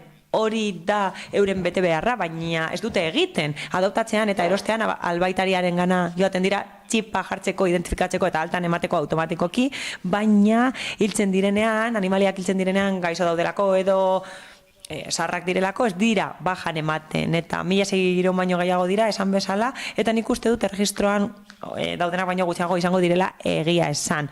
Gai desberdinak proposatu dira mozioan, eta bai, guneak, txakurren kontrola, eta bar. Eta funtseskoena da bizikidetza, eta eskubideak partekatzea bateratzea, edo pertsonen eta animalien arteko bizikidetza bermatzea eta harremana bermatzea hiri ingurunean. Hori da garrantzitsuena eta mozioak esaten duen bezala oso errealitate konplexua eta poliedrikoa da eta ikuspegi desberdinetatik jorra daiteke. Nik ez dut esaten antianimalistak daudenik, baina batzuentzat ez dira erosoak, beldurra daukatelako, eta ez zaielako gustatzen edo ez direlako seguru sentitzen animaliak hurbil badaude. Orain arte, 4 bilera egin ditugu, eta gehienak joan den urtean, eta alderdi politikoak bildu gara bilera horietan, eta ingurumen aretoan bildu egin gara, horrelako gaia jorratzeko aipatzen direnak, eta funtseskoenak horiek izan dira. Ohikoak diren kanpainak izpide izateaz aparte, badaude beste gai batzuk adibidez, Gorozkien kesa asko aurkezten dira, telefono bidez eta beste plataforma batzuen bidez, eta katu kolonia jorratu ditugu, CES metodoa aipatu dugu aurretia, zehapenak aipatu ditugu, ordutegiak, guneak, horientzako guneak, eta sentsibilizazio kanpainak batez ere jabeei zuzendutakoak. Txakurren jabeei zuzendutako sentsibilizazio kanpainak. Eta azkenengoan, aipatu genuen DNA banku bat egin zitekeela animaliak identifikatzeko baldin eta goroskia jasotzen ez badituzte, eta horretan murgilduta gaude. Badago beste gai bat kezkagarria dena, behintzat niretzat badaude arriskutsuak izan daitezkeen txakurrak, eta altan 270 daude. Beraz, forora jo beharrean nik uste dut logikoena beste gauza bat izango litzatekeela. Ni konpromisoa hartzen du deialdia egiteko eta denon artean jorratzeko beharrezkoak diren kontuak, ez bakarrik data txarrak direlako, ezinezkoa delako bostean aldizkarian argitaratu egingo da hauteskunden deialdia, eta artikulu batek esaten duen bezala, debekatuta dago obrak inauguratzeko ekintzarik egitea, zerbitzu publikoak edo horrelako proiektuak garatzea. Horien izendapena gora bera. Beraz, horrelako izapideak hastea, hori esaten da mozioaren azkenengo puntuan, eta berehala hastea esaten da, eta ez gaude epean, lauan bukatzen delako epe hori egiteko, eta bai, eskertzen da proposamena, baina nik uste dut, bai, egin dezakedana dela, konpromisoa hartzea, bidea egiten hasteko, lehentasunak esartzeko, eta garrantzitsuenak diren premiak esartzeko. Mila esker. Eduardo Andrade. Sí, gracias, señor alcalde. Eskerrik asko, alkate jauna. Beste proposamen bat ekarri dugu ona bederatzi neurri zehatz aurkeztu ditugu, osoko bilkura honetan, animaliekin lan egiteko, udalerrian eta aurretik eztabaidatu egin dugu horren inguruan, eta bik adierazi dituzte bere iritziak horren inguruan, ez gaude ados horiekin, baina eskertzen dizkiegu emandako iritziak. Baina beste alderdi batzuek erabaki dute aurka mozio bat aurkeztea, ez dira gauza zehatzak ematen eta ez da nahi proposamen zehatzen eztabaidan sartzea. Guretzat aurka mozioa da eta ez dute izan nahi animalien inguruko iritzi zehatza eman eta horregatik guztiagatik aurka bozkatuko dugu. Eskerrik asko, beste norbaitek. Paula Mieba. De forma muy... Labur hitz egingo dut eta gustatuko litzaidake honako hau esatea. Asko eskertuko genuke ingurumen sailak eta zinegotziak deitzea bilera hori eta lantalde hori gauza asko sortu ziren, gai asko jorratu ziren eta inzuzen ere Andradek aipatutakoa jorratzen da. Kontua ez da ez dugula eztabaidatu nahi. Eztabaida asko sortu ziren bilera horietan eta posizionamenduak oso argi geratu ziren, anitzak izan ziren eta beste gai asko geratu ziren jorratzeke. Eta egon ginenok oso ondo ikusi genuen, oso argi ikusi genuen eta gukentzat oso positiboa da horrelako gaia jorratu alizatea, ez hain epe laburrera baizik eta epe luzera eta moduan nitzean eztabaidatu alizatea, osaera foroan bertan edo lantaldean bertan erabakitzen da eta guretzat positiboa da. Uste dugu ibilbide luzea behar duela gai horrek, neurri asko hartu behar direlako eta badaudelako berrikusi beharreko ordenantza asko batez ere animaliak edukitzeari buruzkoa eta garrantzitsua da jakitea badaudela kesa asko, egon daitezkela kesa asko alderdi popularraren mozioen inguruan eta gukek ez du inoiz arazorik izan proposamenen aurka edo alde agertzeko eta CS metodoaren inguruan asko hitz egin dugu eta talde horretan asko aipatu dugu kontu hori, hau da hondartzetako guneen kontua, ordutegiak edatzeko eskatu genuen eta nolabait hori egin zen eta guk uste dugu nola ez asko eta modu zabalean hitz egin behar dela gai honen inguruan.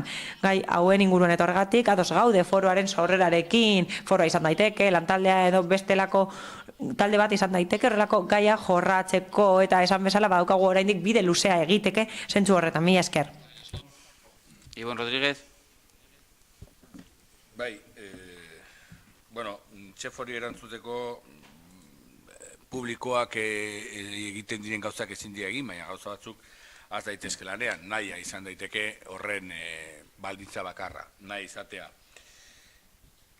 Andraderena ez dakit deituko dudan PP-zentrismo edo Andradezentrismo. Hau da, kontramozion, ez behitxu, zure mozioa aurretidua beti doazelako mozioak ordenaren arabera, orduan hori da arrazoi bakarra. Baina ala ere, saiatuko naiz azaltzen, zein da bi mozioen arteko desberdintasuna, aber ulertzen duzun. Behitu, zure mozioak egiten duena da, txakur jabeek, batez be, txakur jabeek, tartean inoiz eskatu dituzten neurriak zerrendatu eta hoie proposatu. Eta zure mozioa kontuan hartzen ditu, getxon izan daitezke txakorurdun 8.000 etxe inguru edo txefok esan duen bezala, 7.637 etxe egon daitezke getxon txakurrekin edo agian gutxiago, etxe bateren baten bi txakurre egon daitezke edo beste batzuek. Baina zure mozioak kanpoan uzten ditu txakurra edo maskotarik ez duten 22.000 etxe inguru. Hoiek dira kontuan hartzen ez dituzuenak. Eta guk gure mozioan egiten duguna da aitortu maskoten edo animalien eskubideak, aitortu animaliek egiten duten ekartzen dituzten onurak, aitortu aldi berean animaliek ekar ditzaketen oztopoak edo batzutan kalteak ere bai, eta aitortu badagoela gure artean animalien oso maitale den herritarra, eta badagoela gure artean animalien hainbeste maitatzen ez duena, edo beldurra diena, edo dena dalakoa. Orduan, gure mozioak egiten duena da, errealitatea aitortu, hau da, animaliak daude gure artean bizitzen, gurekin bizitzen, 8.000 inguru, eta horiek arazo batzuk sortzen dituzte, edo arazo baino gehiago behar berri batzuk sortzen dituzte. Eta behar horiek eragiten dute leku askotan, eragiten dute ordenantzetan, eragiten dute hirigintzan, esan bezala, eragiten dute pertsonen eskubidean, eragiten dute hainbat eta hainbatetan. Eta horren inguruan hausnartu egin behar da. Karo, hausnartzea lana eskatzen dago. Eta ulertzen dugu gustoko ez izatea. Nahiago izan duzue, zerrenda bota, eta gero, ezin aipatu gabe utzi, barkatuko diazu, baina oso bitxia iruditzen zaigu, bitxia edo ez dakit krudela den, animalidun pertsonentzat diru laguntzak eskatzea, eta hurrengo puntuan, pertsonen salbamendurako dedikatzen den itsasontzi batzen alde ez agertzea. Oso bitxia eta krudela iruditzen zaigu. Eskerrik asko. Zuri, Eduardo Andrade. Vamos a ver nuestra moción. EH Bilduren mozioa aurka mozio bat da, ez da ordenean aurkezten, nik prentza oharra eman nuen eta zuek aurkeztu duzue. Zuek ez dakizue zer egin, zer esan ez daukazue zer esateke, eta bai, alde basaudete esan, oso erraza da. Beste alderdiek hori egin dute, bai, bilerak oso interesgarriak dira, baina osoko bilkura aretoan gaude, eta hemen eztabaidatzen dira, eta alderdi politikoek bere iritzia eman behar dute. Eta bi alderdiek ausardia izan dute iritzia emateko, eta beste batzuk eskutatu egon dira aurka mozioekin, eta euren iritzia ez emateko hori egin dute. Ez dira ausartzen, pentsatzen dutena esatera, eta bakoitzak nahi duen egin dezake. Iván Rodríguez. No sé si lo entiende o no ha visto los votos. Ez dakit ulertzen duen edo ez dakit. Prentza barrak ematen ditu, Andradek, eta bai, asko agertzen dira El Correon eta bere komunikabide berezian, baina besteok oso ondo bizi gara bere prentza oharrak entzun gabe eta guk gure kabuz pentsatzen dugu. Bai, pentsatzen duzue munduaren erdigunea saretela, bai, erantzuten dut gure inguruan hitz egiten baduzu, bai. Dira, hemen mozioak aurkeztia nahi duen bezala, eta Andradek ematen du ez dituela ulertu zeintzuk dira bien arteko desberdintasunak. Zuek batzuen eskubideak erabiltzen dituzue politikerietan erabiltzeko eta hauteskunden hurbiltasuna dela bitartean, eta guk erabiltzen duguna da errealitatearen aitortza egiten dugu, eta aitortza horren ondorioz errealitateari erantzunak eman behar dizkiogu. Bai txakur jabeek eskatzen dutenei, eta bai txakurrei beldurra dietenei, eta guztiei eman behar diete erantzuna. Hori ez duzula ulertzen, zer egingo diogu, gauza asko ez dituzu ulertzen, osea, beraz, aurrera zidezagun. Bozketara bastatzen gara, mozioaren alde, EH Bilduk eta guk getxo abstentzioak, jeltzaleak eta sozialistak eta aurka, Alderdi Popularra eta Ciudadanos. Beraz, honetzita geratzen da mozio eta hurrengora pasatzen gara. 33. puntuan, getxo EH Bildu alderdiko udaltaldeak orkestuako mozioa 2019ko martxoaren 8ko greba feminista babestea. Nerea Jarrubia eskatu du hitza eta berari emango diot. Esan komentatzeko mozioa erretiratzea erabaki dugula, izan ere datorren martxoaren bostean bozeramaileen batzordean adierazpena eramango da. Ura nahiko egokia iruditzen zaigu eta beraz, betzeko daukagun proposamena bertan egingo dugu. Beraz, mozioa bertan bera geratzen da, gai zerrenatik kanpo eta hurrengora pasatzen gara, beraz, 34. puntuan Ciudadanos talde politikoak orkestuako mozioako ekonomia sustatzeko gune eta ezagutzaren zentro bilakatzea getxo. Santiago Sainz, zurea da hitza.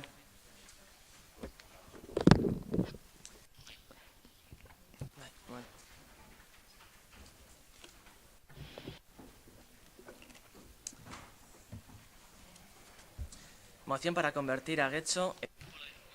Ciudadanos udaltalde politikoak aurkeztutako mozioa ekonomia sustatzeko gune eta ezagutzaren zentro bilakatzeko Getxo. Politika gintzan badira edo izan behar lukete adostasun puntuak, herritarrentzako etorkizun egonkorraren eta epe luzerako lurralde estrategiaren oinarritzat har daitezkeenak. Horregatik, Getxoko osoko bilkura txit argi horri proposamen bat helarazi nahi diogu eztabaida desan, lurralde edo hirigintza estrategia batez ari dena, gure Getxo ekintzailetzaren eta prestakuntzaren erreferente bihurtzen ahalegintzeko horrek aberastasuna sortu eta kapitala eta talentua erakarri baino ez baitu egingo. Beraz, 3 ardatz horien inguruan aritu nahi dugu gure Getxoko elizatearen kontzeptua aldatzeko. Ciudadanos taldeko okargi daukagu zer nolako hiria nahi dugun. Beti eduki dugu argi, hiri modernoa nahi dugu, gazteen eta talentuaren erakargune izango dena. Startup, enpresak erakarri nahi ditugu eta horrelakoen sorgune izan jarduera ekonomikoa sortzeko gure auzoetan bestela esan da. Bizitza gehiago eragin eta lan aukerak sortu gure gazteentzat eta Getxori udalerri oparoa iritzia gurekin bizitzera etorri nahi dutenentzat. Horregatik proposatzen dugu gure udalerriaren aukerak egokitzea berrikuntza espazioak sortzeko eta bila irtetea benetako talentu fabriketara, unibertsitate fakultateetara eta prestakuntza zentro garrantzitsuetara. Ezin gara atzean geratu eremu estrategiko horretan bitartean ikusten dugula nola beste hiri batzuek Bilboko hiriak esaterako unibertsitate hiri eta berrikuntza zentro izateko euren proiektua sendotzea lortzen duten. Bi proiektua dira interesgarria, baina unibertsitate hiriarena, jakintza eta hezkuntza baliatzen dituena etorkizuneko estrategiaren ardatz egituratzaile modura, hiri batek ekin diezaiokeen proiekturik ederrenetakoa da. Bertan, ikus dezakegu Bilboko hiriak modu aktiboan lan egin duela garrantzi handiko unibertsitateak hirira erakartzen. Hala nola? Bat, Nafarroako unibertsitatea, 2 masterrekin, arkitekturakoa bata eta diseinu arkitektonikoa bestea, eta gainera, aztertzen ari da bere diseinu karrerako modako aipamena ere ekartzeko aukera. 2. Digipen, bideojokoen sorkuntzan espezialitatutako Estatu Batuetako unibertsitate bat da eta lehen Zierbenan egon da eta baditu egoitzak Washingtonen eta Singapurren. Irailean hasi ziren bertako eskolak. Bilbo sari gara kasu honetan. 3. University College of London. Munduko 10. unibertsitaterik onena da QS World University Ranking delakoaren arabera 2019ari dagokionez, eta are hobeto baloratua da haren arkitektura eskola Bartlett School, munduko 2. onena Massachusetts Institute of Technology Estatu Batuarra baino ez daukala aurretik. Ezin izan da oraindik ezer zehaztu, baina Bilbok unibertsitate ospetsu horrekin harremanetan segitzen du hura hirira erakartzeko. 4. London College of Fashion, estiloari, makillajeari, apainketari eta negozioi buruzko graduondo eta ikastaro garrantzitsuak ematen dituena. Ezin izan da oraindik ezer zehaztu, baina Bilbok unibertsitate ospetsu horrekin harremanetan segitzen du hura hirira erakartzeko. Bilbok berrikuntza zentro modura erabilen estrategiari dagokionez, oraintzuk bilbotarrek lortu dute Europako bere 2. egoitza Bilbon zabaltzea Cambridge Innovation Center, munduko startup talderik altsuena omen denak. Azpimarratzekoa da haren zentroetan 1000tik gora enpresa biltzen direla, batez ere teknologiaren esparrukoak eta softwarea, hardwarea edo biozientziak bezalako sektoreetan dihardutena. Esparru horretan bertan, halaber, Mondragon Unibertsitateak bere gain hartu du Az Fabriken kudeaketa Zorrotzauren, Bilbon. Proiektu horren helburua ekintzailetza eta startupen sorrera sustatzea da. Legegileak gara, egin ditzagun legeak, eraberritu dezagun udalerria, lor ditzagun akordioak gure bizilagunen mesedeetan, hori erragutzen dizuegu denoia apalki. Horregatik guztiagatik, proposamen hau helarazten diogu Getxoko Elizateko osoko bilkura txit argi horri. Erabaki proposamena, bat, Getxoko Elizateko udalak konpromisoa hartzen du, startup, unibertsitate, fakultate eta prestakuntza zentro garrantzitsuen bidez, hiri garapena susta lezaken hirigintza estrategia baten alde apoberriari begira, horrela jakintza enpresa eskutsatzailak eta gazteak erakartzeko udalerrira. Bigarrena, Getxoko Elizateko udalek konpromiso hartzen du fakultate eta prestakuntza zentro entzutetsuak erakartzeko eta bere enpresa estrategia edatzeko udalerrian tokiko ekintzailetzaren eta berrikuntzaren erreferente bihur dadin. Beste norbaitek, Inazio Uriarte. Ementakina aurkezteko.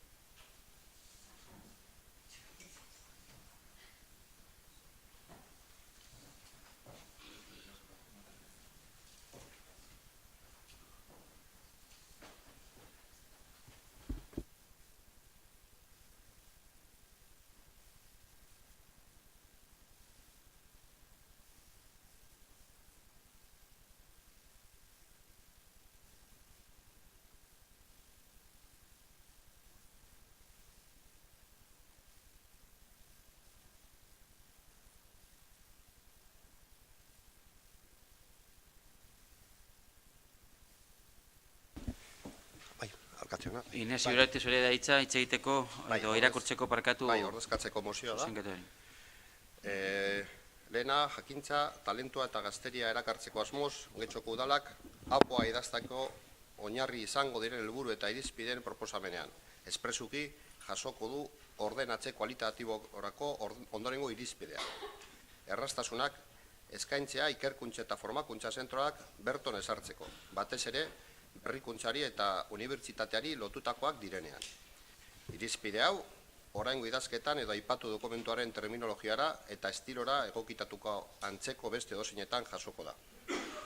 Bigarrena, Getxoko udalak hitza ematen du jarduera ekonomikoak martxan jarriko dituzten pertsonak eta beraien proiektuak laguntzeko egiten dituen aleginak mantendu eta handituko dituela. Gauza bero egonkortatuta dauden proiektuekin. Udalak bere aleginak indartuko ditu, Getxori ekarpen ekonomiko eta sozialak dakarzkien proiektuak laguntzeko. Beti ere, udalerrian ezaugarri den jasangarritasuna gordeaz. Ciudadanosari dagokio aietza dozetxa matea. La vamos a aceptar. Onartu egingo dugu. Ez jarraitzen dugu eztabaidarekin. Beste norbaitek, bai, Enrique Olaso, zurea da hitza. Punto batzuk. Alde batetik, hiri eredua eztabaidatzea ondo ikusten dugu. Ez dakigu oso argi non egin behar den galdera. Orain onartu duzun enmendekeinarekin nik uste dut hobeto apo barruan sartzea egokiagoa ikusten dugu mozio baten bitartez baino. Beste aldetik ikusten dugu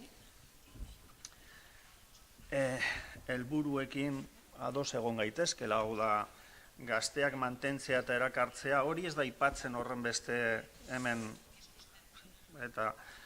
onartutako emendakinean, ezta? Eta talentu berrikuntza, unibertsitate hiria, kontzeptuak ondo ikusten ditugu. Ikusten dugu gauza horiek eta bideak ezberdinak ezberdina direla, gauza bat da helburua eta beste bat da bidea, ezta? Eta bidean apoan sartzen den moduan, hemen ez da zehazte, baina zuk sartzen duzun moduan, ulertu alda, adibidez lehen txefok aipatutako helburu batekin ez dagoela doz. Txefok lehen aipatu du espazio berdeak falta zaizkigula, edo ez ditugula pilo bat. Eta kontu zibili behar da zer egiten ditugun espazioekin. Horrekin ados gaude. Orduan, helburu guztiak bat egin behar dira. Eta ikuspegia non egiten da? Mozioan baino zabaldu behar da, hiri eztabaida non gehiago zabaldu behar da apon eta benetan horretaz eztabaidatu behar dugu. Orduan ikusten dugu, hemen proposatzen diren gauza zehatzak, ez doazela horren, eta beste proposamen asko egin daitezkela horiek aurrera eroateko. Hau da, gazteak erakarri edo gazteak bertan mantendu hori egiteko, hainbat arloetan egin aldalan, ezta? Adibidez alokairuan, adibidez etxe bizitza motak, arlo askotan. Horregatik abstenituko gara. Eskerrik asko, beste norbaitek. Oie Iturralde. Eskerrik asko. Ulertzen dugu Ciudadanoseko zinegotziak ere kanpaina egin nahi izatea, hauteskundeak hurbil ditugu eta soilik Getxotik egin dezakela hori. Baina ona dakarren mozio proposamen hau kea besterik ez da eta gainera ikusten den bezala ke beltza. Ciudadanosek proposatzen du Getxo Bilborekin leian ibili behar dela. Sinergiak aprobetxatu beharrean leian aritzea proposatzen du hemen. Galtzeko aukera asko dagoen leia batean sartzea. Hiriburuak Bilbok eta Getxok dituen baliabideak ez dira eta ez dira izango berdinak. Bide bat elkarrana izan daiteke bai, baina ez da hori Ciudadanosek proposatzen diguna. Eta gero, badago mozio honi darion beste kiratz bat. Ciudadanosek prestakuntza zentro entxutatxuak nola ulertzen dituen beldurra ematen digu. Euren eredu neoliberal eta ultrakapitalista ezagututa. Zergatik ez landu libre garatzen diren beste aukera batzuk? Zergatik ez bihurtu Getxo hirugarren edo lehen sektorearen erreferente? Ekonomia sozialaren erreferente hain zuzen. Ohiko ereduen alde egin beharrean, zergatik ez adibidez kooperatiben aldeko autua? Baina horrek, Santiago jauna, lana eskatzen du. Ez bakarrik Bilbok lortu dituen ustezko lorpen batzuen zerrenda. Lanak ekarriko digu ospea eta ez horrelako proposamenik. Eta hau esan da, ez dugu eztabaida antzu honetan gehiago parte hartuko, eta horregatik abstenitu egingo gara. Eskerrik asko, beste norbaitek. Bestera bozketara pastzen gara, mozioaren alde. Jeltzaleak, sozialistak eta Ciudadanos, abstentzioak, guk Getxo Bilduk eta Alderdi Popularrak, beraz, onetsita geratzen da mozioa eta hurrengora pasatzen gara, inork ez baldin badu itxaskatzen. 35. puntuan, Ciudadanos udal talde politikoak aurkeztuako mozioa kale edanaren aurkako neurriak jartzea Getxon. Santiago Sainz, zure da hitza.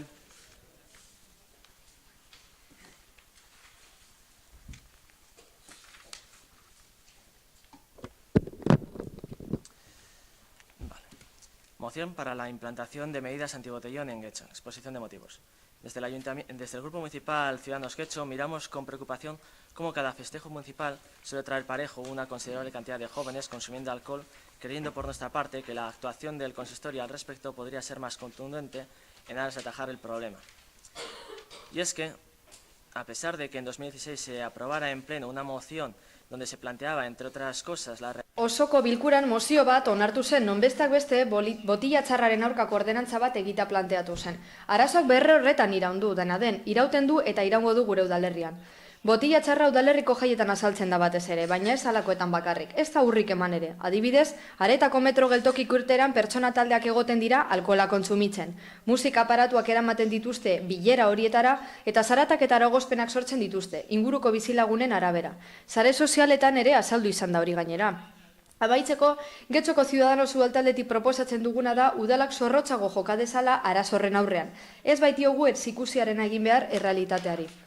Horregatik proposamen hau helarazten diogu Getxoko osoko bilkura txitargi horri. Erabaki proposamena.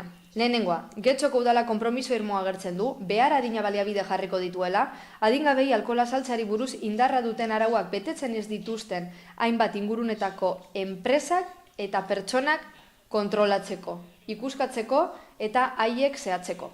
Bigarrena, Getxoko udala konpromiso sendo hartzen du prebentzio gisa poliziaren presentzia areagotzeko, zehapenak ertxiki aplikatzeko eta halaber araudia betearazteko neurriak irmoki aplikatzeko. Hirugarrena, Getxoko udala konpromiso hartzen du kontrol neurri eraginkorrak ezartzeko, inguruko herritarrei kalte gehien eragiten zaien tokietan eta egoeretan. Eskerrik asko, beste norbaitek. Ketxe igure. Eskerrik asko, egunon guztioi. En Getxo no está detectado una...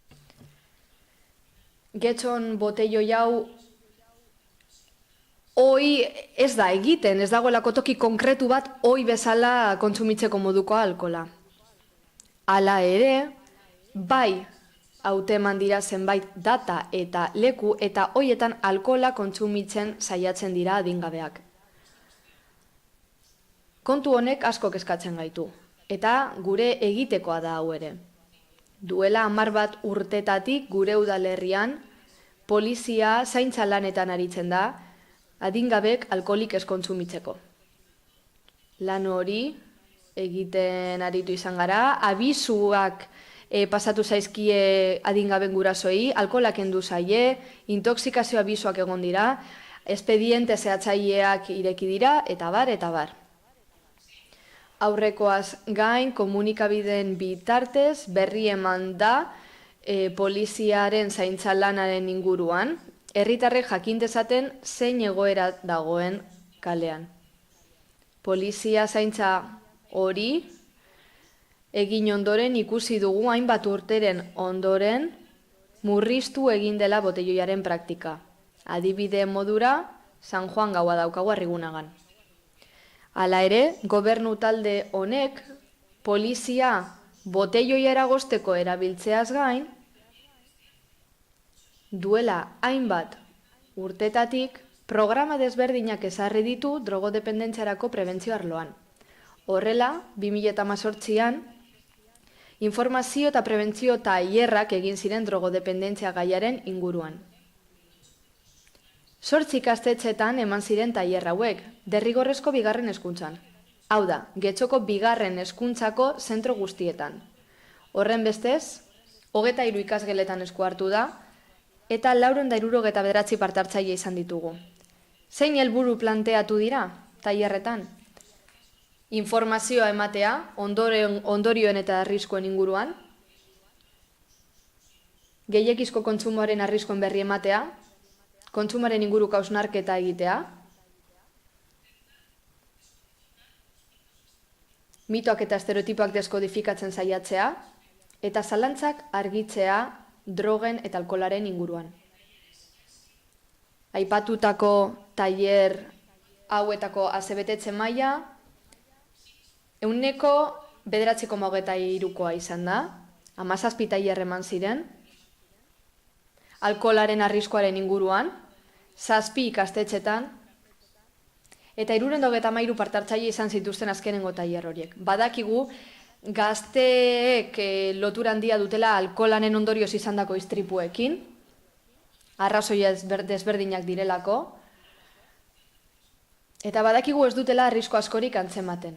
Tailer hauek, hala, kontzientzatu nahi izan dute, kontsumoari lotutako arriskuen inguruan. Era berean, ondorioen berri emateko balio izan dute, eta jarrera landu dituzte. Baina hau ez da hemen amaitzen. 2018an baita ere, programa bat abiarazi genuen, redukzion de riesgos izanekoa, Getxoko jaietan. Kontrol voluntarioak egin ziren alkoholemia neurtzeko, herriko jaietan. 2018an kontrol voluntario bat egin zen Algortako jaietan. Bertan guztira, 183 alkoholemia proba egin ziren, 111 gizon 82 emakume, eta 17,6ak positibo eman zuen. Gehiena gizonezkoa ziren. Aldi berean, jende asko hurbildu zen estandera informazio bila. Labur bilduz, honetan lanean aritu izan garaia da, eta etorkizunean hala egingo dugu. Kasuko neurriak eta programak ezarriko ditugu. Momentu bakoitzera hoberen egokitzen direnak. Aurreko guztia dela bide, abstenitu ingo gara. Beste norbaitek, Eduardo Andrade. Gracias, señor alcalde. Eskerrik asko alkate jauna, guk gure momentuan gure alderditik hainbat mozio aurkeztu genituen, boteioaren aurkako neurriak hartzeko, baina beti bezala udaletxe honek ez gintuen kontuan izan. Azken 4 urteotan udal honetatik ez da ezer egin, eta horregatik eskatzen dugu aldeketa bat datozen hauteskundetan. Gaur gainera gure udaleko segurtasun arduradunak dio ez dagoela inolako arazorik kaleetan alkoholaren kontsumoarekin. Ez dakit, antza ez daki zer gertatzen den, ez daki Romoko kaletan, Ibaigane kalean adibidez egunero kontsumitzen dela alkohola, eta honek erakusten digu ez dela ezer egingo kale horretan behintzat alkoholaren kontsumoarekin amaitzeko. Neurriak hartzearen inguruan aritzen garenean, drogodependentziaren prebentzioaz eta bar, alkohola daramatzen gominolak egiten dituen enpresa bateri ez dakizema 1.000 euro maten dio udalak, eta hori kontrasankorra da, baina gu alde gaude kaleetan, modu masiboan eta modu antolatuan alkoholaren kontsumoren aurka egiteko. Beste norbaitek, Susana Andoio. Sí, nosotros vamos a votar en... Guk mozioaren kontra bozkatuko dugu. Hemen esandakoaren zerbait desberdina uste dugu. Guk uste dugu hemen bizikidetzako hainbat arazo nahazten direla, zarata egiten duten pertsona, musika jartzen dutenak, eta gero leku batzutan daudelako molestatu egiten duten pertsonak. Hau, ostalaritzako establezimendu asko dauden tokietan ere gertatzen da, eta ez da inongo neurririk jartzen horren aurka egiteko, eta horrek bizilaguna molestatzen ditu baita ere. Ciudadanos kezkatuta dago antza, badingabek alkohola kontsumitzen dutelako, polizia gehiagorekin ez da konponduko. Oso ondo dago neurriak hartzea, prebentziorako eta puntu desberdinetan batez ere, orain artekin bezala, baina guk ez dugu guzte, poliziak pertsona horien atzetik ateratzagatik bakarrik jarrera aldatuko denik. Gu guztiz kontra gaude. Politika hauen guztiz kontra. Nola nahi ere guretzat ulergarria litzateke kasu hauetan, ez daki zehazki adingaben kasuan, baina nik uste dut polizia ez zela gertu beharko mozio honetan adierazi bezala. Guk esan dugu lehen,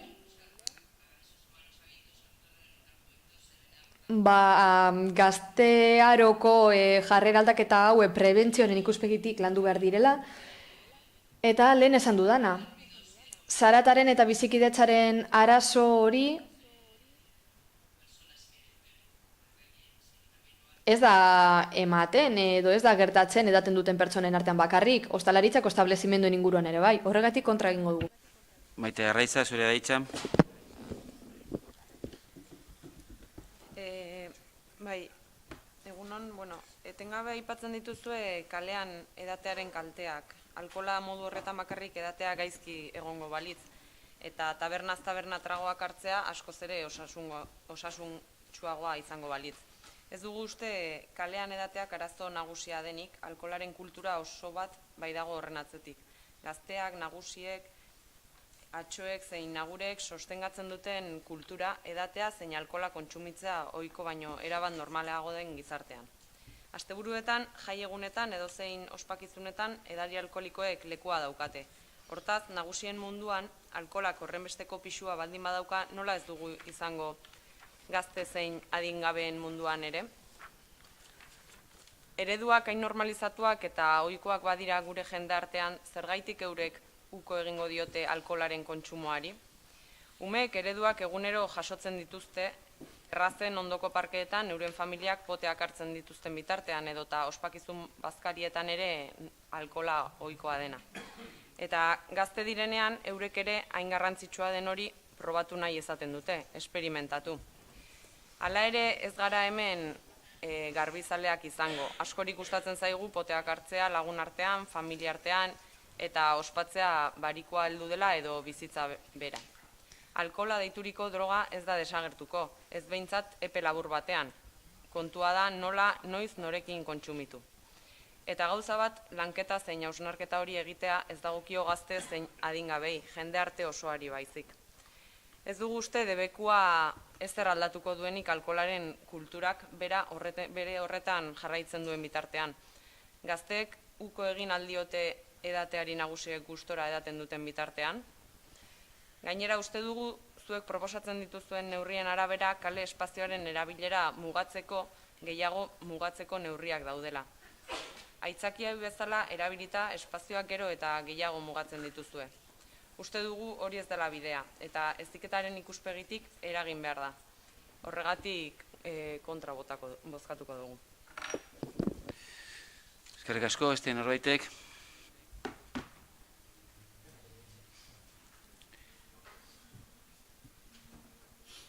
Santiago Sainz. Bueno, en primer lugar... Lehenik eta behin, eskerrak eman nahi dizkiet, EAJ-ko kidei esan duelako lanean eta hobetzen jarraituko duela arlo honetan. Gogoran nahi dut era berean 1/2016 legeak dioena. Esaten du osasunaren mundu erakundeak alkola sustantziarik arriskutsuenetzat katalogatu duela alkola bera pertsonen osasunerako. Gauza da gero eta gazte gehiago ari direla alkohol gehiago edaten eta gure inguruan gizartakanera hori baimentzen du. Bilduk esaten zuen, ematen du tolerantzia sozial badagoela eta badagoela beste mekanismoren bat jarduteko. Nik uste dut hau mekanismo bat dela. Hemen ageri dena mekanismo bat dela. Eta kontuan hartu behar dagoela eta are mekanismo gehiago proposatu behar direla, landu behar direla. Eta eguneroko bizitzan gure administrazioak horretarako eskumena duenez landu behar duela. Era berean, aipatutako lege honetan esaten da, guztiz debekatuta dagoela adingabek alkohola kontsumitzea. Guk hildo horretatik jardun behar dugu. Nire ustez, Alderdi Popularrak 2016an aurkeztutako mozio baten ordenantza edo araudi bat proposatu zuen, hau erregulatzeko, kasu hauetarako hala lantresnak izango lituzkete funtzionarioek kasu hauen aurrean. Azken finean haiek dira zuzeneko harremana dutena herritarrekin, kalean edaten daudenekin, polizia, funtzionario hoie dira zuzeneko harremana dutenak. Era berean ez dugu ahaztu behar, eta lehen esan dut, segurtasuneko zinegotziak esan duenari erantzuteko, dio gauza puntuala direla ez dagoela oso zabalduta, hau ez dugu lehenbizi zentzun, 2016an eslogan bera erabilizutelako. Baina egitatetan fijatzen bagara eta komunikabideak esaten dutenari erreparatzen badiogu, getxoren inguruan ikusko dugu. 8 adingabe izan dira hartatuak intoxikazio kasu bategatik. 2015ean dio Getxoko udaltzaingoek 421 litro alkohol errekisatu dituztela. 2015ean elkorreon izan zen hori, 2016. 600 litro alkohol dekomisatu zaizkie adingabeei Las Mercedeseko jaietan, beste bat gehiago. Beste bat, 2016an baita ere, 800 litro alkohol kendu zaizkie gazteei Algortako iauterietan. 800 litro. 2018. Getxoko jaietako makroboteioi batek hainbat intoxikazio eta borroka utzi ditu. 2018koa zen. 2018 baita ere. Getxoko poliziak 552 litro alkohol kendu ditu Las Mercedesen. Amaitzeko 2019 elkorreon baita ere. Kirolportuko diskotekari bota diote errua boteioia eta istripuak erakartzagatik. Hemen esaten da gauzak egiten ari direla, baina batzuetan ikusten duguna da ez dagoela inongo efekturik, ez behintzat nahi den efektua, beraz areagotu egin behar dira neurri hauek. Mozioan eskatzen den bezala. Polizia gehiago behar da. Hoi baino gehiago. Beste zerbait bitxia dena, 800 litro, 600 litro. Hainbat eta hainbat litro dekomisatu direla. Baina, klaro, horren beste dekomisaten dugunez uste dut dirusarrerak ere parekoak izango direla. Badaukadugalako zerga ordenantza bat deikomisoak arautzeko eta bertan esate baterako esaten da, kendutako objetuak transportatzeko eta bar, ez dakizen bat euro pagatu behar diala. Beste ez dakizerrengatik, beste horren beste. Hemen agartzen da 1,60 euro beste katsu batuetarako, egunaren arabera, zerga ordenantzaren araberakoa da guztian. Nik uste dut, dirusarrerak beraz, dekomiso hoien prokiko proportzionalak izango direla. Getxo kentzen diren dekomiso hoienekiko proportzionalak. Horregatik guztiagatik nik uste dut gure poliziak beharrezko erreglamentazio izan behar duela haien lana berme guztiekin gauzatu alizateko. Eta 2016an Alderdi Popularrak boteioaren aurkako ordenantza sortzea proposatu zuenean, lantalde batekin, mozioaretan esaten zen, baita ere, hemen dauden guztiek zerbait esan beharko zutela, eta behar bada sortu beharko genuke olako esparru bat, edo gustora gauden espazio bat, Romarekin egin dugun bezala, duela gutxi honetzi dena, hemen errepresentatuta gauden alderdi politikoek mekanismo bat beharko genuke, tresna gehiago emateko gure etxeko langilei kasu honetan udaltzainei, ala jaietan, asteburuetan edo dena delako gaietan, asteburuetan zate baterako eremu batzuetan haulandu alizateko, eskerrik asko. Este norbaitek, Susana Andoio. Mira, Santi, yo no sé si te está... Santi, nik ez dakit zeu ja kontrasankorra izaten ari zaren edo ez, Las Mercedes jaietan aparte kooperatibo polizial bat egoten da. Eta gaztek oso ondo pasatzen dute, ni baditute seme-alabak, batan erabea da. Eta haientzat atrakziorik onena sosketa egitea da udaltzainekin hoiekin. Lamiakon jaizten dira, kontrola ez egiteko, handik eskapatzeko, ondartzara noa, ez dakin ora noa. Beraz, ni ziur nago. Beste modu batera egiten baduzu eta udaltzainak azkenan atraktibo modura aurkeztu ordez beste modu batera lantzen badugu gai hau, jaietan esate baterako, seguru ez direla horren beste litro dekoimizatuko. Azkenean honek erakarri egiten du jendea. Da ematen du jokoa dela, iesan ibiltzea. Zera kargarria den ona etortzea, da askutan aitekeen poliziaren gandik eta poliziak akos jolastu dezakedan. Plantea duzun azken gauza, hemen proposamen bat egitea, mozioz kanpo, hori ja izugarri iruditu zait. Beste norbaitek? Por concretar, básicamente yo creo que la gente no va a las fiestas de... Nire ustez jendeaz da herrietako edo hirietako jaietara poliziarekin jolasteko asmoz edo iesan ibiltzeko asmoz. Hau ez da bakiletara joatea bezala, kalean soltatu eta aurretik horreka joan, ez poliziaz da horretarako. Guk zer egin behar dugu? Tresnak eman, zuk esan bezala, divertitzeko edo ondo pasatzeko modu hori, arraroa da, ezta? Gero, ez daki, zure semalabek egiten dutena edo ez, hemen debatitzea, horrek ez du tokirik. Baina, mozioan esan bezala, 2016an onetzi egin zen lantalde baten sorrera, araudi bat sortzeko eta botelloiaren aurkako ordenantza bat izateko. Oraindik ez da ezer egin. Arazoak berbera dira. Dekomeisoak ere bai, 600-800 zenbat litro gehiago nahi dituzue. Horixe da arazoa. Kontra egin nahi baduzu edo ez baduzu arazoa ikusi nahi aurrera. Baina, hemen norbait saiatzen ari da, irtenbide bat proposatzen, beraz, errespetuz jardun behar duzue gurekin. Eta gero, ikusten baduzu beste interpretazioaren bat egin, edo jolas modura hartu nahi duzuela, eta osoko bilkuran esan nahi baduzue divertigarria dela pertsona batzuen iritziz poliziaren aurretik korrikatai esan joatea, ez, nik uste dut errespetu falta dela hori esan ere egitea. Eta tokizkanpo dago, eskerrik asko. Susana Andoio. Por alusiones, yo divertido no me parece.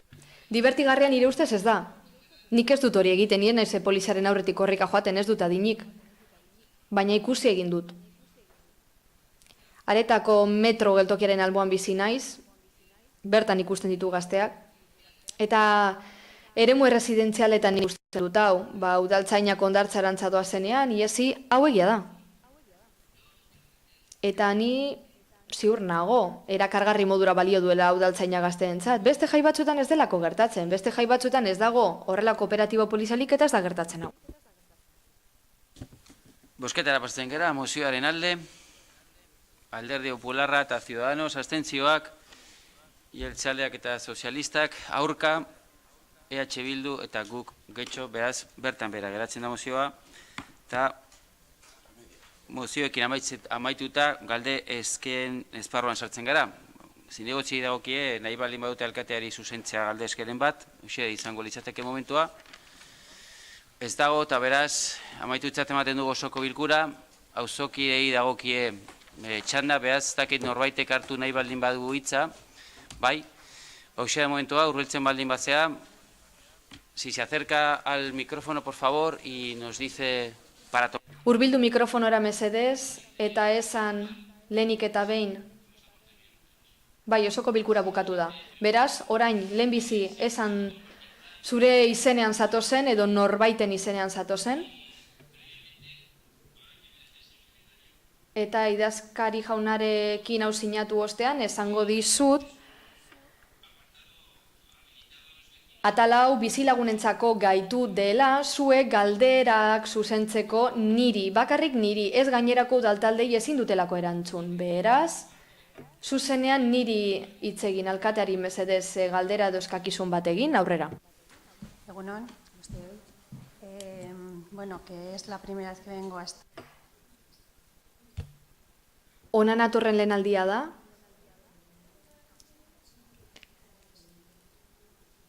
Asko gustatu zait ikustea, esan mesedez izena bizenak, eta noren izenean zatozen, Blanca Martínez naiz, eta Miguel Ángel Martínez Santamariaren arreba naiz.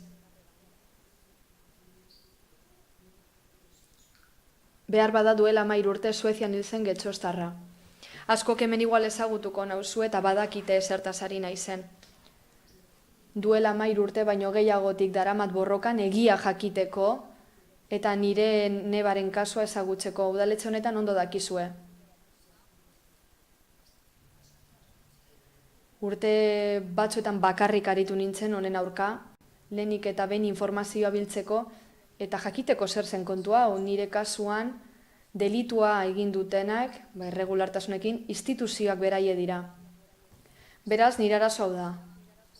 Instituzioen aurkari nintzen borrokan, eta oso zaila izan zen niretzat. Nire nebaren kasuan, gaur esan dezaket, gorpu bat eman zigutela, guk ez daukagula defuntzio ziurtagiririk Suediakoa behintzat, eta Suedian ez da ageri hildakoen erregistroan, Estokolmon ez da ageri, eta aurrekoa gora bera, jakinda ganera hori, derrigorrezkoa dela defuntzioaren erregistroan agertzea, Espainiako kontsulatuak Estokolmon hildako modura eman zuen nire neba. Horra ziren arrazo guztiak. Guk berriro diot, ez daukagu inongo ziurtagiririk esaten duenik neba hilda dagoenik Suezian, edo istripurik egon zenik. Ez dago argazkirik, gorpua altzatu zenekoa, ez dago autopsiaren argazkirik, ezin izan genuen gorpua ikusi. Nire gurasoek ADN probak egin zituzten, 2005ko irailean, eta ez ziren inoiz gorpuarekin parekatu.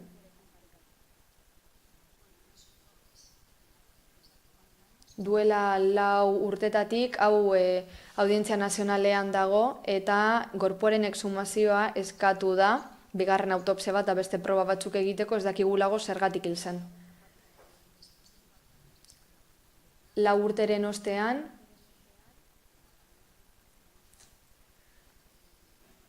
familia modura ikusi nuen nuela ezer lortzen, Audientzia Nazionalen esaten zidaten ez egoela erantzunik, eta beraz justizia ministeriora idatzi nuen eta astebetean permiso eman zidaten. Nik ez nuen Suediako dokumentorik aurkeztu. Baizik eta gorpua hilobiratuta zegoen tokiko dokumentuak. Getzostarra zen neba.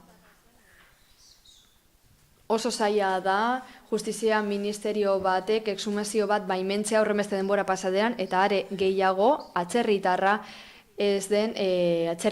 den pertsona baten kasuan. Zer gehiago esan didate barne ministeriotik? Ez nintzelak eskatu behar, haiek joango zirela bertaraino eta haiek exhumatuko zutelako gorpua eta haiek egingo zituztelako ADN probak. Denbora baten ondoren esan zidaten ez zirela joango eta bar.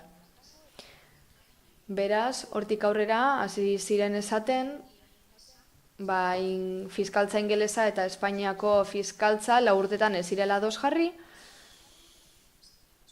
baina egunkaritan agertu zirenez, azkenean kontaktuan zeudela eta ingelesak arduratuko zirela exhumazioaz eta ADN probak egiteaz. Familia ezin zela bertan egon eta bigarren autopsiarik ez zela egingo. Hilabete hauetan konfiantza jarri dut haiengan, Uztailaren 19 arte dudalako baimena. Hor, baimena amaitzen da, eta hortik aurrera nik ez dut inongo eskubiderik nire familiaren izenean informazioa eskatzeko. Beraz, konfiantza jarri dut esandako guztian, eta zer aurkitu dut? Audientzia Nazionaleko fiskalarekin hitz egin dut eta esan didatea guztiaz dela egia.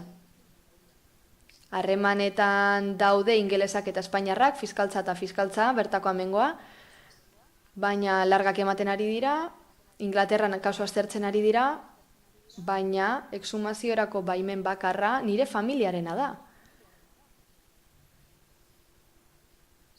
Duela 3 urte hasi nintzen hizketan Eusko Jaurlaritzarekin, gure alkatearekin, Imanol Landarekin ere bai, eta gutun badaukat, duela 3 urtekoa, eta bertan Urkullu lehendakariak esan zidan, bere babesa nuela eta lagunduko ninduela. Behintzat, denbora honetan zehar, konpromiso izan dut, alkatearekin ere hizketan aritu naiz, eta nik ulertu nuenez konprometitu da zegoen nire kausarekin. Beraz, orain jakin nahi dut, benetan lagunduko didazuen, laguntza behar dut. Nire udalaren laguntza behar dut, nire alkatearena, exhumazio aurrera eramateko. Nire gurasoek 88 eta 86 urte dituzte, hau bukatzea behar dugu. Zuek solidarotasuna eman diezue Mediterraneoan hiltzen ari direnei. Mi familia llevamos... Ahultasun egoeran daude pertsona horiek, eta guk urte asko daramatzagu horrela, eta nik ez dakit orain zer esan, ez daukat gehiago esateke Getzostarra izan zen nire neba eta alkateari eskatzen diot, zuoi guztioi eskatzen dizuet babes ekonomikoa emateko honekin guztiarekin bukatzeko. Gorpu bat eman ziguten, eta ez zegoen identifikatuta, eta gainera zeukan gibelik, zeukan bihotzaren zatirik handiena, eta Suedian esan ziguten itota hil zela eta Londresen esan ziguten ezetz, hori faltsua zela, kolpeak zituela eta horiek ezetozela bat suediarrek esandakoarekin, eta horregatik guk nahi duguna da egia ezagutzea. Identifikatzea nahiko genuke, norbait hiltzen denean ematen dizute ziurtagiri bat, baina nik ez dut hori eskuartean eta 13 urte pasadinean, familiak ez dauka ziurtagiri hori. Guk egoera hau pairatzen dugu, norbaitek ez duela egin behar zuena ondo egin, norbaitek delitu bat egin du eta beste batzuek baimendu dute hori egitea. Horregatik eskatzen dute erakunde mailako babesa. Gustatuko litzaidake jakitea zuek babesa emango didazuen eta premia daukat. Uztailaren 19an bukatzen da epea eta kudeaketak egin behar ditut eta bertako forense bat eraman nahi dut eta nahi dut hori ondo egin. Gustatuko litzaidake hori ondo egitea. 13 urtez gezurrak esaten egon dira, gezurrak esan dizkidate. Eta humilatu naute, eta zuek aipatzen dituzue legeak, eta nire nebaren kasua lege guztiak urratu egin dira. Berriro ere bere jatorrizko herrialdera eramateko legea urratu egin da, eta identifikazioa behar da, eta hori ez zen ala egin. Ez dakit zer gehiago esan dezakedan. Gerta daiteke bera izatea organo trafikoen lehenengo euskalduna izatea. Ez dakit nire neba den. Udalaren babesa behar dut eta nahi du zuen babesa behar dut. Ez dakit nola eskatu. Gustatuko litzaidake hori lortzea. Gustatuko litzaidake zuok etortzea nirekin Londresera babesa behar dut. Ematen du bakarrik gaudela, gustatuko litzaidake erakunden babesa daukadala erakustea eta nor hobe udala baino. Uste dut beste familia batzuk babestu dituzuela, Odei Egiluzen familia babestu egin duzu eta guk ere babestu egin dugu bere familia eta alkateak, Eusko Jaurlaritzak, osoko bilkurak Europara joan ginen eta babesa erakutsi genien eta ni ere Europan egon naiz jarduketa protokolo bakarra eskatzeko. Nik protokolo hori eskatzen du, jarduketa protokolo hori hemen eta ez Europan. Nik nahi dudana da Euskal erakundeek babestea familia guztiak berdintasunez eta nik nahi dudana da nire familiak babesa lortzea. Ez gara bigarren mailako, ez da hirugarren mailako familia bat bakarrik borrokatu dut, baina orain babesa behar dut eta jakin behar dut zer gertatu den nire nebarekin. Jakin behar dut zein den heriotzaren kausa, jakin behar dut organoen trafikoaren biktima izan zen. Dana jakin behar dut. Ez dakit zer gehiago esan dezakedan. Mila esker. Gracias. Mila esker, Gesarri, mesedez, bai.